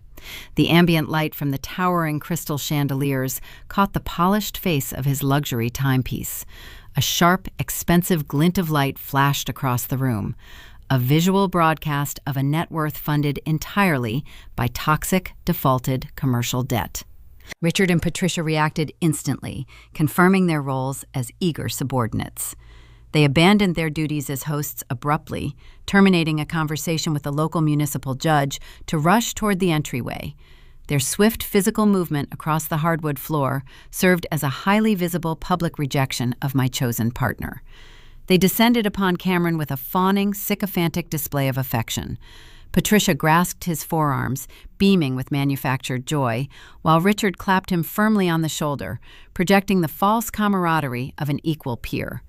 They treated the bankrupt logistics executive like royalty, desperate to associate themselves with his curated aesthetic, while pointedly ignoring the solvent private equity manager standing quietly by the bar. The extended Louisiana relatives observed the interaction with eager fascination. These aunts, uncles, and cousins had spent the previous 3 weeks absorbing Patricia's relentless whisper campaign. They had read the archived text messages framing Nathan as an unemployed liability and a societal downgrade. Now they watched the wealthy, successful former partner arrive to intervene. The guests murmured their quiet approval. They nodded to one another, validating the narrative they had been fed. Cameron moved away from the entryway, stepping deeper into the ballroom. The crowd parted seamlessly to allow him passage. He accepted the whispered admiration, offering a polite nod to a distant aunt and shaking hands with a cousin. He absorbed the social currency my mother had meticulously manufactured for him, treating the respect as his inherent due. However, his primary focus remained strictly logistical. Cameron did not drive to an exclusive Baton Rouge country club to mingle with my extended relatives or validate my parents' fragile egos. He was operating under a severe impending deadline. His enterprise, Blake Global Logistics, was suffocating under the weight of breached loan covenants and evaporating capital. He required a $20 million shipping contract from my maritime conglomerate to stave off institutional death. And I stood as the final regulatory gatekeeper, blocking his access to that survival fund. He believed coercion was a straightforward, predictable equation. Step 1 involved establishing undisputed social dominance. Step 2 required humiliating my unassuming fiancé in front of the regional elite. He calculated that stripping me of my pride and isolating me from my family would render me compliant. He assumed a broken, embarrassed woman would eagerly sign his vendor application just to retain a connection to his simulated wealth and regain her mother's approval. He viewed my life not as an independent existence, but as a compliance hurdle he needed to clear. He scanned the perimeter of the room, his eyes sweeping past the floral centerpieces and the tiered dessert displays. He spotted us, standing near the polished marble bar. I stood upright in my emerald green evening gown, projecting immaculate authority. Nathan stood beside me, anchored and serene in his simple, unbranded dark suit.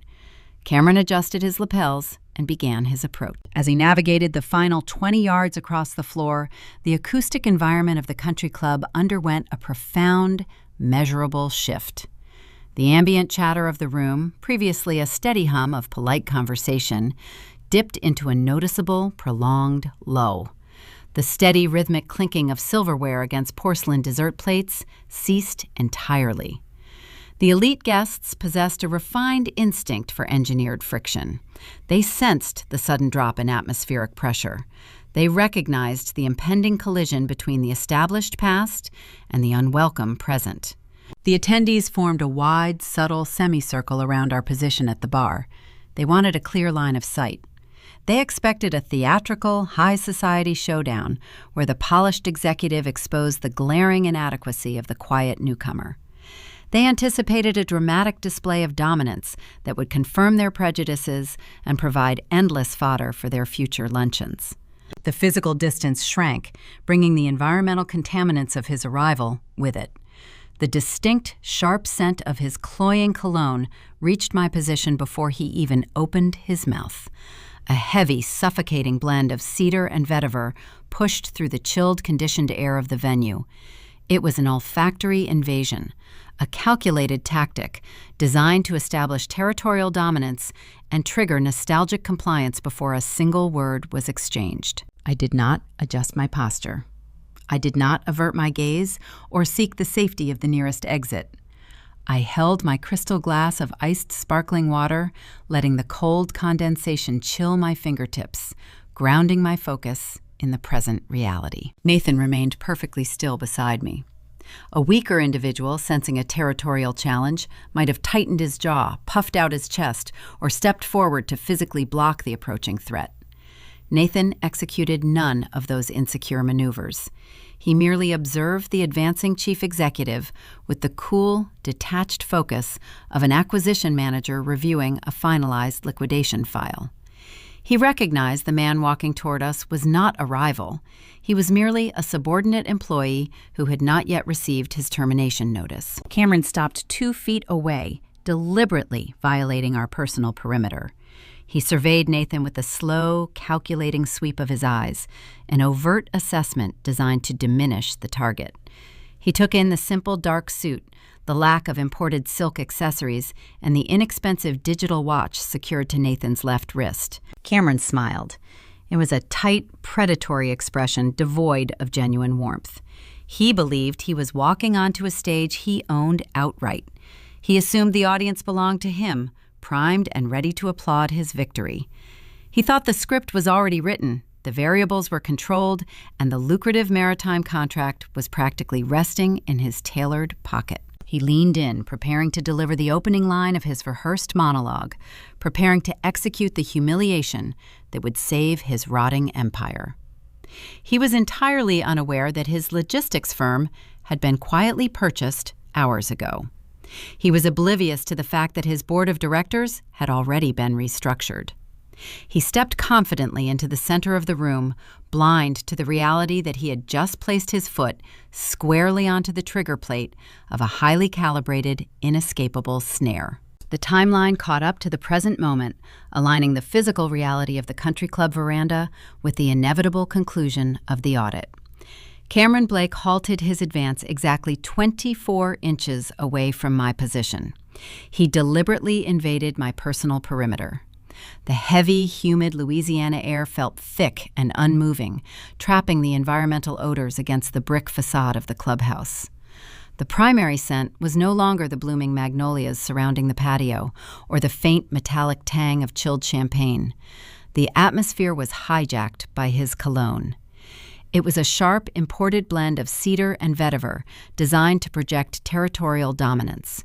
He wore it like an olfactory weapon, attempting to suffocate any opposition before he even initiated the dialogue. I held a crystal glass of iced, sparkling water. A single bead of condensation gathered on the outer curve of the glassware. Gravity pulled the water droplet downward, sliding along the smooth surface until it struck the knuckle of my index finger. The liquid was freezing. It provided a stark, grounding contrast to the sweltering heat of the evening. I did not wipe the moisture away. I utilized the cold temperature to maintain my internal equilibrium. I operated as a corporate compliance director. My daily reality involved managing hostile negotiations and neutralizing corporate liabilities. I knew how to stand firm while an adversary attempted to dictate the terms of a surrender. Cameron tilted his head.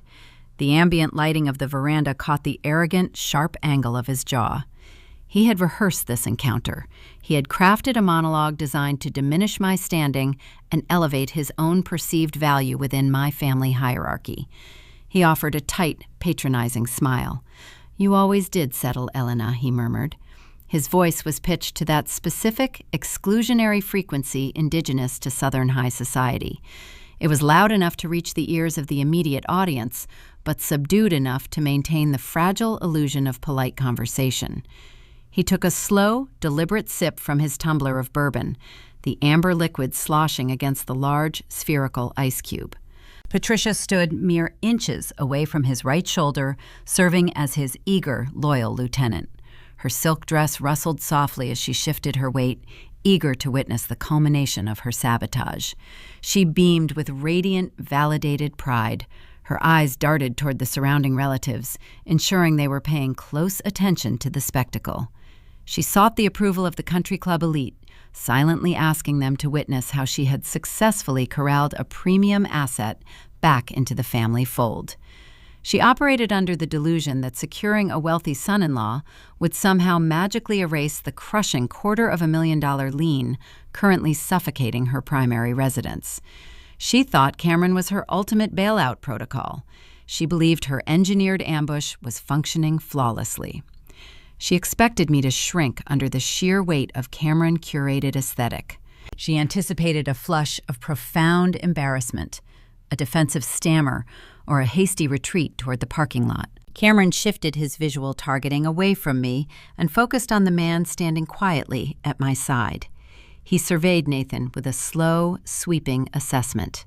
He took in the simple, unbranded dark suit and the lack of imported silk accessories. He viewed my fiancé as a civilian, trespassing in a restricted VIP lounge. "I heard your new prospect works a little finance gig," Cameron stated, utilizing a diminutive noun to shrink Nathan's professional standing. "It is quaint." He let the insult hang in the stagnant air. Cameron leaned forward, projecting the false pity of a superior executive addressing a failing subordinate. "Tell me, Nathan, is your boutique operation surviving the current economic climate?" he asked. "The markets are quite volatile right now for minor independent analysts. It must be a constant struggle to keep the lights on when you lack a sturdy corporate foundation." Nathan did not bristle. He did not puff out his chest or attempt to verbally defend his net worth. He remained perfectly still, a grounded anchor in the center of the theatrical storm. His silence starved Cameron of the friction the logistics executive so desperately craved. When an arrogant individual fails to elicit a defensive response, they typically increase their own volume to compensate for the vacuum. Cameron adhered perfectly to this predictable behavioral model. Since Nathan offered zero resistance, Cameron pivoted to building his own pedestal. He needed the gathered audience to understand the vast socioeconomic disparity between the two men. "Bringing a nobody into this family is a tragic miscalculation," Cameron announced, directing the statement back to me while gesturing vaguely toward my partner. "Your parents invited me tonight because they needed someone to show you what true success looks like before you make a terrible, unforced error." He adjusted his linen lapels, basking in his own manufactured glory. "My logistics empire just secured a sprawling new operational facility near the port," Cameron boasted. The relatives standing in the subtle semicircle leaned in closer, hanging on every syllable. "We just closed a record quarter. We are expanding our shipping fleets across the entire Gulf Coast." He spoke of his company as if it were an invincible titan of industry. The breathless silence of the watching relatives amplified the absurdity of his claims. They looked at him with profound admiration, entirely ignorant of his impending ruin. They believed they were witnessing a masterclass in high society dominance. The dramatic irony saturating the veranda was thick and intoxicating. He was standing in front of the Louisiana elite, bragging about an enterprise that was currently suffocating under millions of dollars in defaulted commercial debt. He was claiming ownership of a corporate structure that no longer belonged to him. I processed the data points without allowing my heart rate to spike. A seasoned professional evaluates the liabilities of a boastful man by measuring the distance between his projected confidence and his actual ledger. I knew the exact dimensions of his deficit. He was an over-leveraged entity posing as a liquid asset. I did not raise my voice to correct his flawed arithmetic. I did not hurl insults or defend my choices. An auditor never interrupts a suspect while they are willingly recording their own confession. I maintained my immaculate posture, keeping my spine straight and my breathing measured. I remained as cold and clear as the sparkling water resting in my hand. I utilized the clinical, even tone reserved for vendors facing immediate contract termination. "A compliance audit does not care about your aesthetics," Cameron I stated. The words cut through the heavy humidity, sharp and uncompromising. I watched the smug certainty flicker in his eyes for a fraction of a second. "Did you verify your operational ledger this morning?" The question was a precise, targeted probe. A rational chief executive hearing a corporate compliance director inquire about their daily ledger would experience a sudden chill of apprehension. They would recognize the inquiry as a severe diagnostic warning. Cameron, however, possessed an ego that insulated him from rational deduction. He scoffed. He let out a harsh, grating laugh that echoed off the brick facade of the clubhouse. He dismissed my terminology as a pathetic attempt to sound authoritative. He believed I was using empty corporate jargon to mask my personal humiliation. "You always try to hide behind your spreadsheets, Elena," he mocked, shaking his head in feigned disappointment. He believed he had delivered the final, fatal blow to my pride. He turned his attention back to Nathan, preparing to execute the ultimate physical insult. "Perhaps I can offer you an entry-level desk at the new facility, Nathan," he offered, his voice dripping with condescending mockery. "Charity is a virtue, after all." Cameron extended his right hand outward, offering a patronizing handshake to seal his perceived victory. He believed he was graciously dismissing a defeated rival. He was entirely unaware that by extending his palm, he was cementing his own doom and inviting the new majority shareholder to officially accept his resignation. Cameron stood with his right arm suspended in the humid Louisiana air. His palm remained open, offering a gesture steeped in condescension. He expected Nathan to either decline the handshake out of intimidated insecurity or accept it with a weak, subservient grip. He anticipated a physical confirmation of the hierarchy he believed he dominated.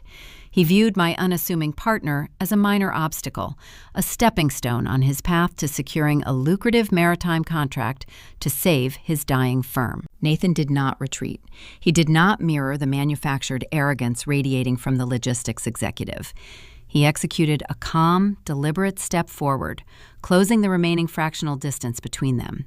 He reached out and accepted the offering. The physical contact was immediate and decisive. Nathan closed his fingers around Cameron's palm, applying a firm, unyielding pressure. He did not attempt a theatrical display of brute force. He utilized the steady, calibrated grip of a professional who possessed total leverage and required zero validation. I observed the microscopic shift in Cameron's posture. The smug certainty illuminating his features dimmed for a single second. The physical reality of the handshake did not align with his projected narrative. Nathan felt solid, an immovable object, disrupting an arrogant trajectory. My quiet fiancé maintained the hold, refusing to release the executive. He looked directly into Cameron's eyes, meeting the hostility with a cool, devastating authority. "My firm is surviving perfectly, Cameron," Nathan stated. His voice did not echo through the vaulted ceilings of the country club. It remained pitched at a low conversational register, forcing the surrounding audience of extended relatives to lean inward, straining to catch the syllables.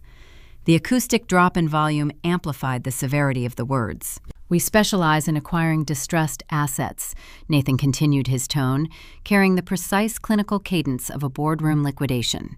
"We identify structures suffocating under unsustainable debt, and we remove the operational inefficiencies." Cameron attempted to extract his hand from the grip. The movement was subtle, a quick, jerky reflex. Nathan maintained the pressure, anchoring the man to the floor. The physical containment mirrored the corporate trap currently closing around the logistics firm.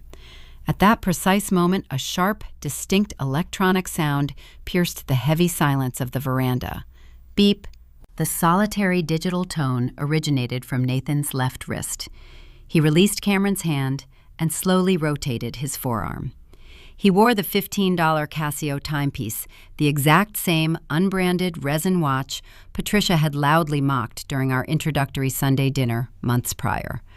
My mother had advised him to purchase a premium chronometer to project a standard of success. She believed worth resided in external aesthetics. She failed to understand that true power relies on accurate, verified data. Nathan glanced at the liquid crystal display, the numbers rendered in stark, utilitarian gray. "As of 4 o'clock this afternoon," Nathan announced, returning his gaze to the tailored executive standing before him, "my equity group executed a comprehensive debt-to-equity swap." The terminology hung in the stifling air. A standard wedding guest might not process the specific mechanical definition of the phrase, but an insolvent chief executive understands the vocabulary of his own execution. I watched the cognitive recognition hit Cameron. The arrogant, sharp angle of his jaw slackened. The manufactured warmth of his country club persona evaporated, leaving behind the cold, stark terror of a man realizing his parachute was defective. "You repeatedly breached your primary lending covenants," Nathan explained, operating as a surgeon dissecting a terminal chart. "You failed to maintain the required liquidity ratios. You ignored the formal notices dispatched by your institutional lenders. You prioritized bespoke suits and cosmetic facility upgrades over foundational solvency." Cameron opened his mouth, his breathing turning rapid and shallow. He lacked the capacity to formulate a coherent defense. The environment he thought he controlled was rapidly inverting. "When a borrower defaults on secured commercial paper," Nathan continued, "the primary debt holder possesses the legal authority to call the loans and convert the outstanding liability into majority shareholder equity. My firm purchased your toxic portfolios from your creditors at a steep discount early this morning. We own the paper. We hold the leverage." Nathan reached his right hand inside the breast pocket of his simple dark blazer. He did not produce a silk handkerchief or a glossy business card. He extracted a single folded sheet of heavy legal stock paper. The movement produced a sharp, crisp rustle. The sound of the thick paper unfolding was a sterile, definitive noise, cutting cleanly through the cloying scent of cedar and vetiver cologne saturating our immediate perimeter. It was the auditory signature of a finalized audit. Nathan stepped forward, pressing the document directly against the lapel of Cameron's custom-imported linen jacket. He held it there, forcing the executive to physically accept the unvarnished reality of his balance sheet. "I am the new majority shareholder of Blake Global Logistics," Nathan declared. The declaration swept across the veranda, washing over the silent, captive audience. The aunts, uncles, and cousins who had spent the evening whispering about my supposed downgrade now stared at my unassuming partner with wide, unblinking eyes. They processed the sheer magnitude of the maneuver. The man they dismissed as a minor finance worker had just swallowed a regional logistics empire whole, without raising his voice or displaying a single designer label. "You are currently standing in front of your new owner," Nathan stated, delivering the final line item of the acquisition. "And effective immediately, Cameron, you are relieved of your duties." The architectural foundation of Cameron's curated lifestyle shattered in real time. The physiological response to profound, inescapable ruin manifested instantly. The rich, healthy color drained entirely from his face, leaving his skin a pale, sickly ash. His posture, previously upright and dominant, crumbled. The broad shoulders slumped inward. He stared down at the legal document pressed against his chest. His right hand, the same hand he had extended in condescending mockery mere moments ago, began to shake. It was not a subtle vibration. It was a visible, undeniable tremor, a loss of basic motor control brought on by sheer panic. He had attended this engagement celebration intending to execute a hostile manipulation. He planned to leverage my parents' secret debt and my own public humiliation to coerce me into authorizing a $20 million maritime shipping contract. He believed he was outsmarting a compliance director. He assumed his charm could override a mathematical deficit. He never calculated the probability of the quiet fiancé operating a private equity firm. He never scanned his blind spots for an apex predator. He walked into the country club projecting the aura of a king, oblivious to the fact that his throne had been sold for parts hours before he arrived. The tremor in his fingers intensified as he grasped the edge of the legal stock paper. He tried to read the dense typography, searching for a loophole, a clerical error, or a temporary stay of execution. He found none. The notary stamps were authentic. The transfer of equity was binding. He was a bankrupt civilian, standing in an expensive suit, trespassing on a stage he no longer possessed the currency to rent. I stood beside Nathan, holding my glass of iced sparkling water. The condensation chilled my palm, a refreshing contrast to the sweltering heat of the confrontation. I observed the ruined executive. I felt zero pity. Pity is a resource allocated for victims of unpredictable tragedies. Cameron engineered his own destruction through unyielding hubris and chronic mismanagement. He falsified his ledger, intimidated his subordinates, and attempted to weaponize my family. The audit was merely the natural consequence of his corrupted data. The dramatic irony that had sustained the early hours of the reception reached its zenith. Patricia had spent the evening bragging to her affluent peers about the special surprise guest. She had lauded Cameron's brilliant business acumen and his expanding corporate footprint. She had utilized his simulated success to validate her own fragile social standing. Now her prized asset was standing in the center of the room, publicly liquidated, trembling, and mute.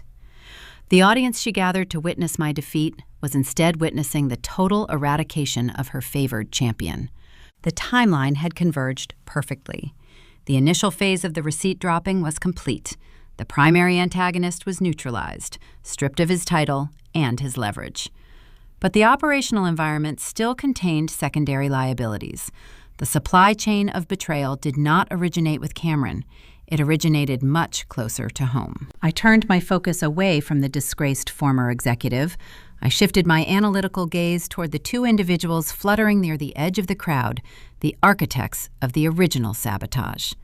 The external threat was removed, but the internal audit was just about to begin. The shockwave radiating from Cameron's corporate liquidation paralyzed the veranda. The physical space seemed to undergo a rapid depressurization.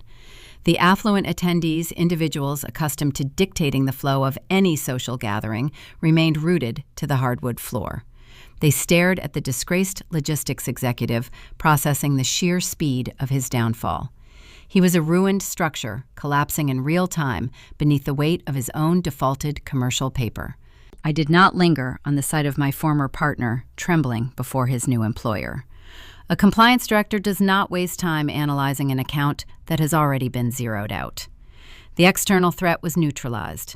My analytical gaze shifted, tracking across the silent crowd to locate the internal source of the corruption. Richard and Patricia stood near the entrance of the grand ballroom, flanked by towering arrangements of white orchids. The smug, nervous energy that had propelled them through the evening was entirely extinguished. The sycophantic smiles they had plastered across their faces while greeting Cameron were gone, replaced by a profound, sickening terror. They recognized the mechanical precision of the acquisition Nathan had just announced. They understood the lethal implications of a debt-to-equity swap. If Nathan owned Blake Global Logistics, the parameters of their survival had fundamentally inverted. I turned away from the devastated chief executive. I moved toward a polished marble bar spanning the western wall of the venue. A uniformed bartender stood frozen behind the counter. A pristine white linen towel halted mid-swipe inside a crystal highball glass. He held his breath, recognizing the high-stakes friction saturating his workstation. I retrieved a sleek black presentation folder I had placed on the corner of the bar earlier in the evening. The matte surface felt smooth and substantial beneath my fingertips. This dossier represented the culmination of my silent observation period. It contained the raw, verified data extracted from commercial databases, municipal tax portals, and intercepted digital communications.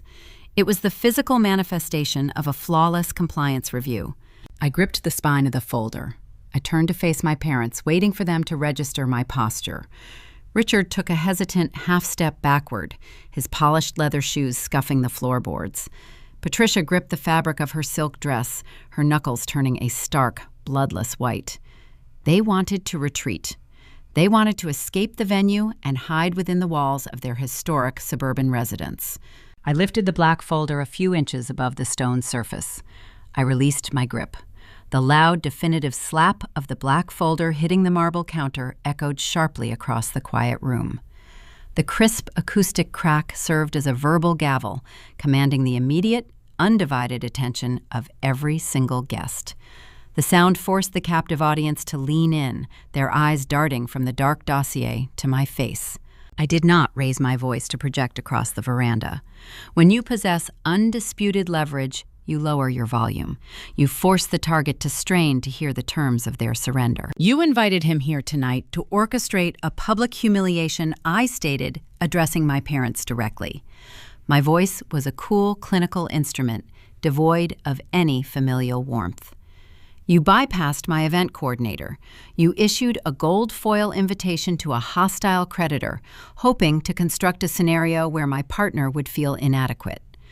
Patricia opened her mouth, her jaw trembling. "Elena, please," she whispered, the sound barely escaping her throat. "We were just thinking of your future." "A compliance audit relies on verified facts," Patricia 1 corrected, neutralizing her fabricated maternal concern. "You were thinking exclusively of your own liabilities. You needed Cameron back inside the family perimeter because you are suffocating under a terminal financial deficit." The surrounding aunts and uncles, the very individuals Patricia had been loudly boasting to mere minutes prior, exchanged bewildered, alarmed glances.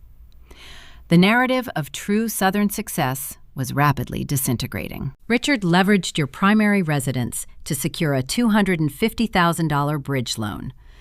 I continued, ensuring the specific dollar amount resonated clearly in the silent space.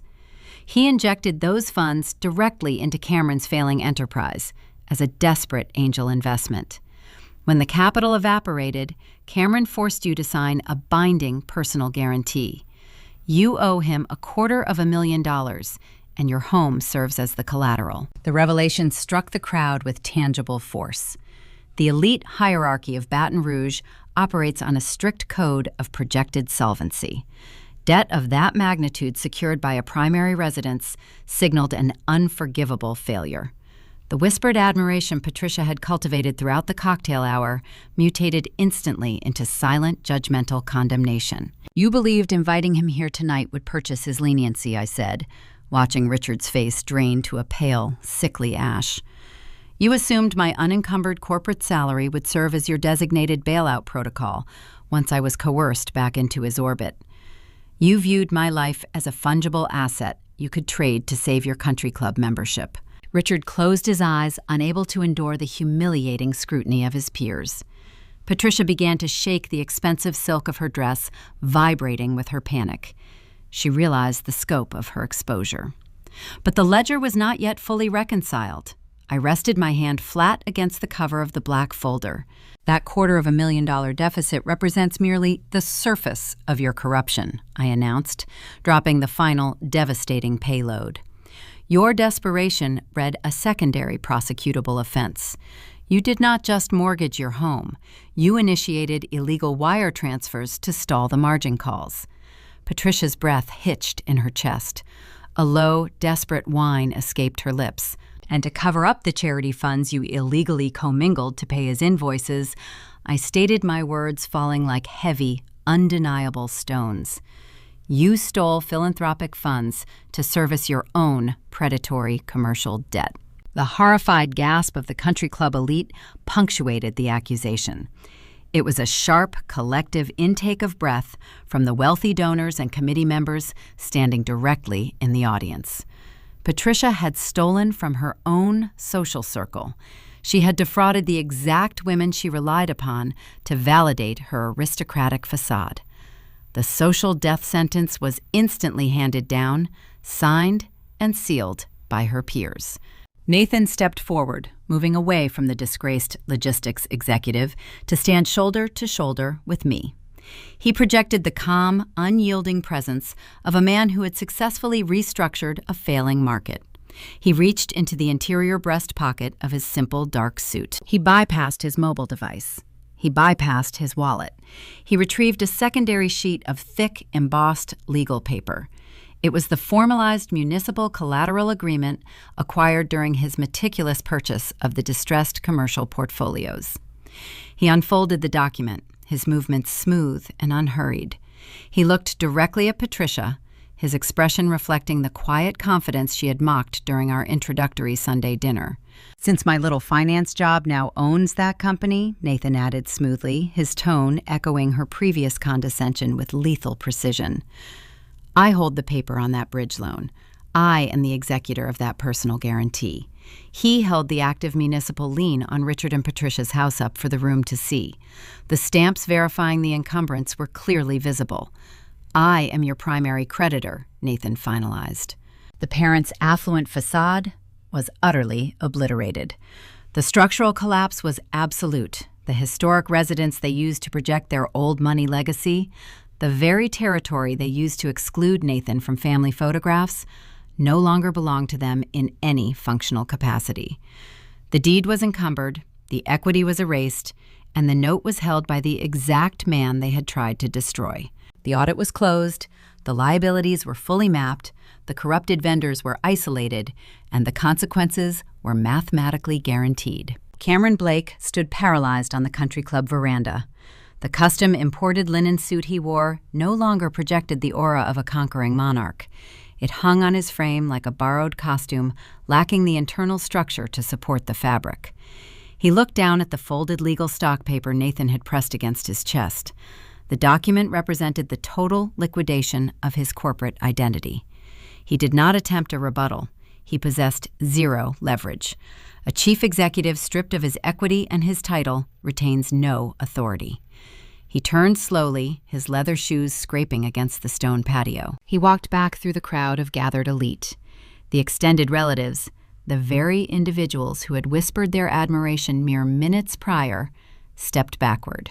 They yielded the floor not out of respect, but out of a profound desire to avoid contamination. They treated him as a toxic asset. The smug, predatory smile that defined his entrance was erased, replaced by the hollow, vacant stare of a man processing his own professional death. He exited the venue in disgraced silence, disappearing into the heavy, humid Louisiana night. With the primary external threat removed, I directed my clinical focus back to the architects of the sabotage.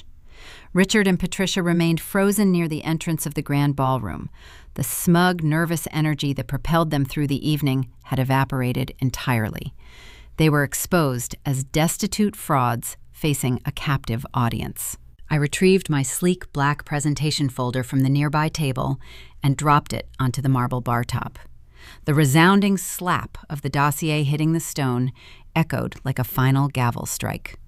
The sound caused a horrified, synchronized gasp to ripple through the surrounding country club elite. I addressed my parents, lowering my volume to force the audience to lean inward. "You invited him here tonight, hoping to secure forgiveness for the $250,000 personal guarantee you secretly owe his company," I stated. I paused, letting the specific dollar amount settle over the silent crowd. And to cover up the charity funds you illegally commingled to pay his invoices. Patricia gripped the edge of a cocktail table, her knuckles turning a stark, bloodless white. Her sycophantic smile was replaced by profound, sickening terror. She realized the whisper campaign she initiated to smear my partner was now inverted. Her peers were listening to a verified audit of her hidden bankruptcy. Nathan stepped forward, executing the final maneuver of the acquisition. He reached into his dark suit jacket and pulled a secondary document from his interior pocket. He unfolded the active municipal lien attached to Richard and Patricia residential deed. Since my little finance job now owns that company, Nathan added smoothly, his voice projecting cool, devastating authority, I am your primary creditor. The parents' affluent facade was utterly obliterated. The structural collapse was absolute. They had attempted to engineer a public humiliation, relying on a logistics executive to crush a private equity manager. Instead, they had unwittingly handed their mortgage directly to the man they tried to destroy. My administrative subsidies are permanently terminated, I announced. I outlined the practical application of this boundary. I would no longer monitor their delinquent property taxes. I would no longer intercept their past due utility notices or transfer capital to cover their reckless boutique investments. The uncompensated crisis management services they relied upon for years were officially revoked. They were entirely responsible for their own ledger. I did not demand an apology. Extracting an apology from a corrupted entity yields zero operational benefit. It merely validates their ego and prolongs the interaction. I turned to Nathan. He offered a subtle, reassuring pressure against the small of my back. We walked together across the veranda, leaving the shattered aristocratic facade behind us. We navigated the opulent foyer, bypassing the floral arrangements in the crystal chandeliers. We stepped through the main entrance. The heavy mahogany doors swung shut behind us. The hardware engaged with a heavy, final click, securing the perimeter and severing the supply chain permanently. The ensuing weeks proceeded with swift, brutal, and entirely legal efficiency. Nathan executed the debt-to-equity swap on Blake Global Logistics. His private equity firm assumed controlling interest, restructuring the board of directors, and finalizing Cameron removal from the enterprise. Cameron was exiled from his own empire, left to navigate the corporate landscape with a ruined reputation. The poetic justice delivered to my parents proved equally devastating. They had invited Cameron to the engagement party to save their country club lifestyle. Instead, their actions accelerated their own eviction. Since Nathan Equity Group held the primary lien against their historic Baton Rouge residence, the firm initiated formal foreclosure proceedings the moment Richard failed to satisfy the required monthly payments. The social fallout expedited their ruin. The country club administration, alerted to the severe financial instability by the gossiping attendees, audited my parents' standing accounts. Discovering months of unpaid membership dues, the board officially revoked their access privileges. Patricia could no longer attend her charity luncheons or pose for society photographs. The Whisper campaign detailed her embezzlement of philanthropic funds, resulting in a quiet but permanent exile from the local elite. They were forced to pack their curated belongings and vacate the heavily mortgaged home, trading their aristocratic delusion for the harsh reality of affordable housing. Nathan and I returned to New Orleans. The transition was seamless. We occupied my high-rise apartment 32 stories above the bustling Port District. The environment provided a stark, calming contrast to the chaotic vanity of Baton Rouge. The interior climate remained a crisp 68 degrees. I sat at my structured steel desk, holding my fine point red pen, reviewing a maritime shipping manifest. I listened to the quiet, peaceful hum of the air conditioning circulating through the overhead vents. It was the auditory signature of absolute security. My assets were protected, and my perimeter was secure. Many individuals believe that maintaining family harmony requires endless compromise.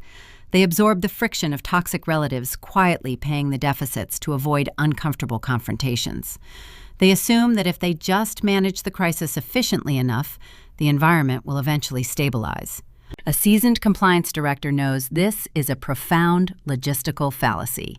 You cannot regulate a parasite. True peace does not come from quietly fixing the mistakes of toxic people. True peace comes from executing a flawless audit, presenting the undeniable data, and letting corrupted entities manage their own bankruptcy. Review your ledgers, enforce your boundaries, and I will see you in the next deployment.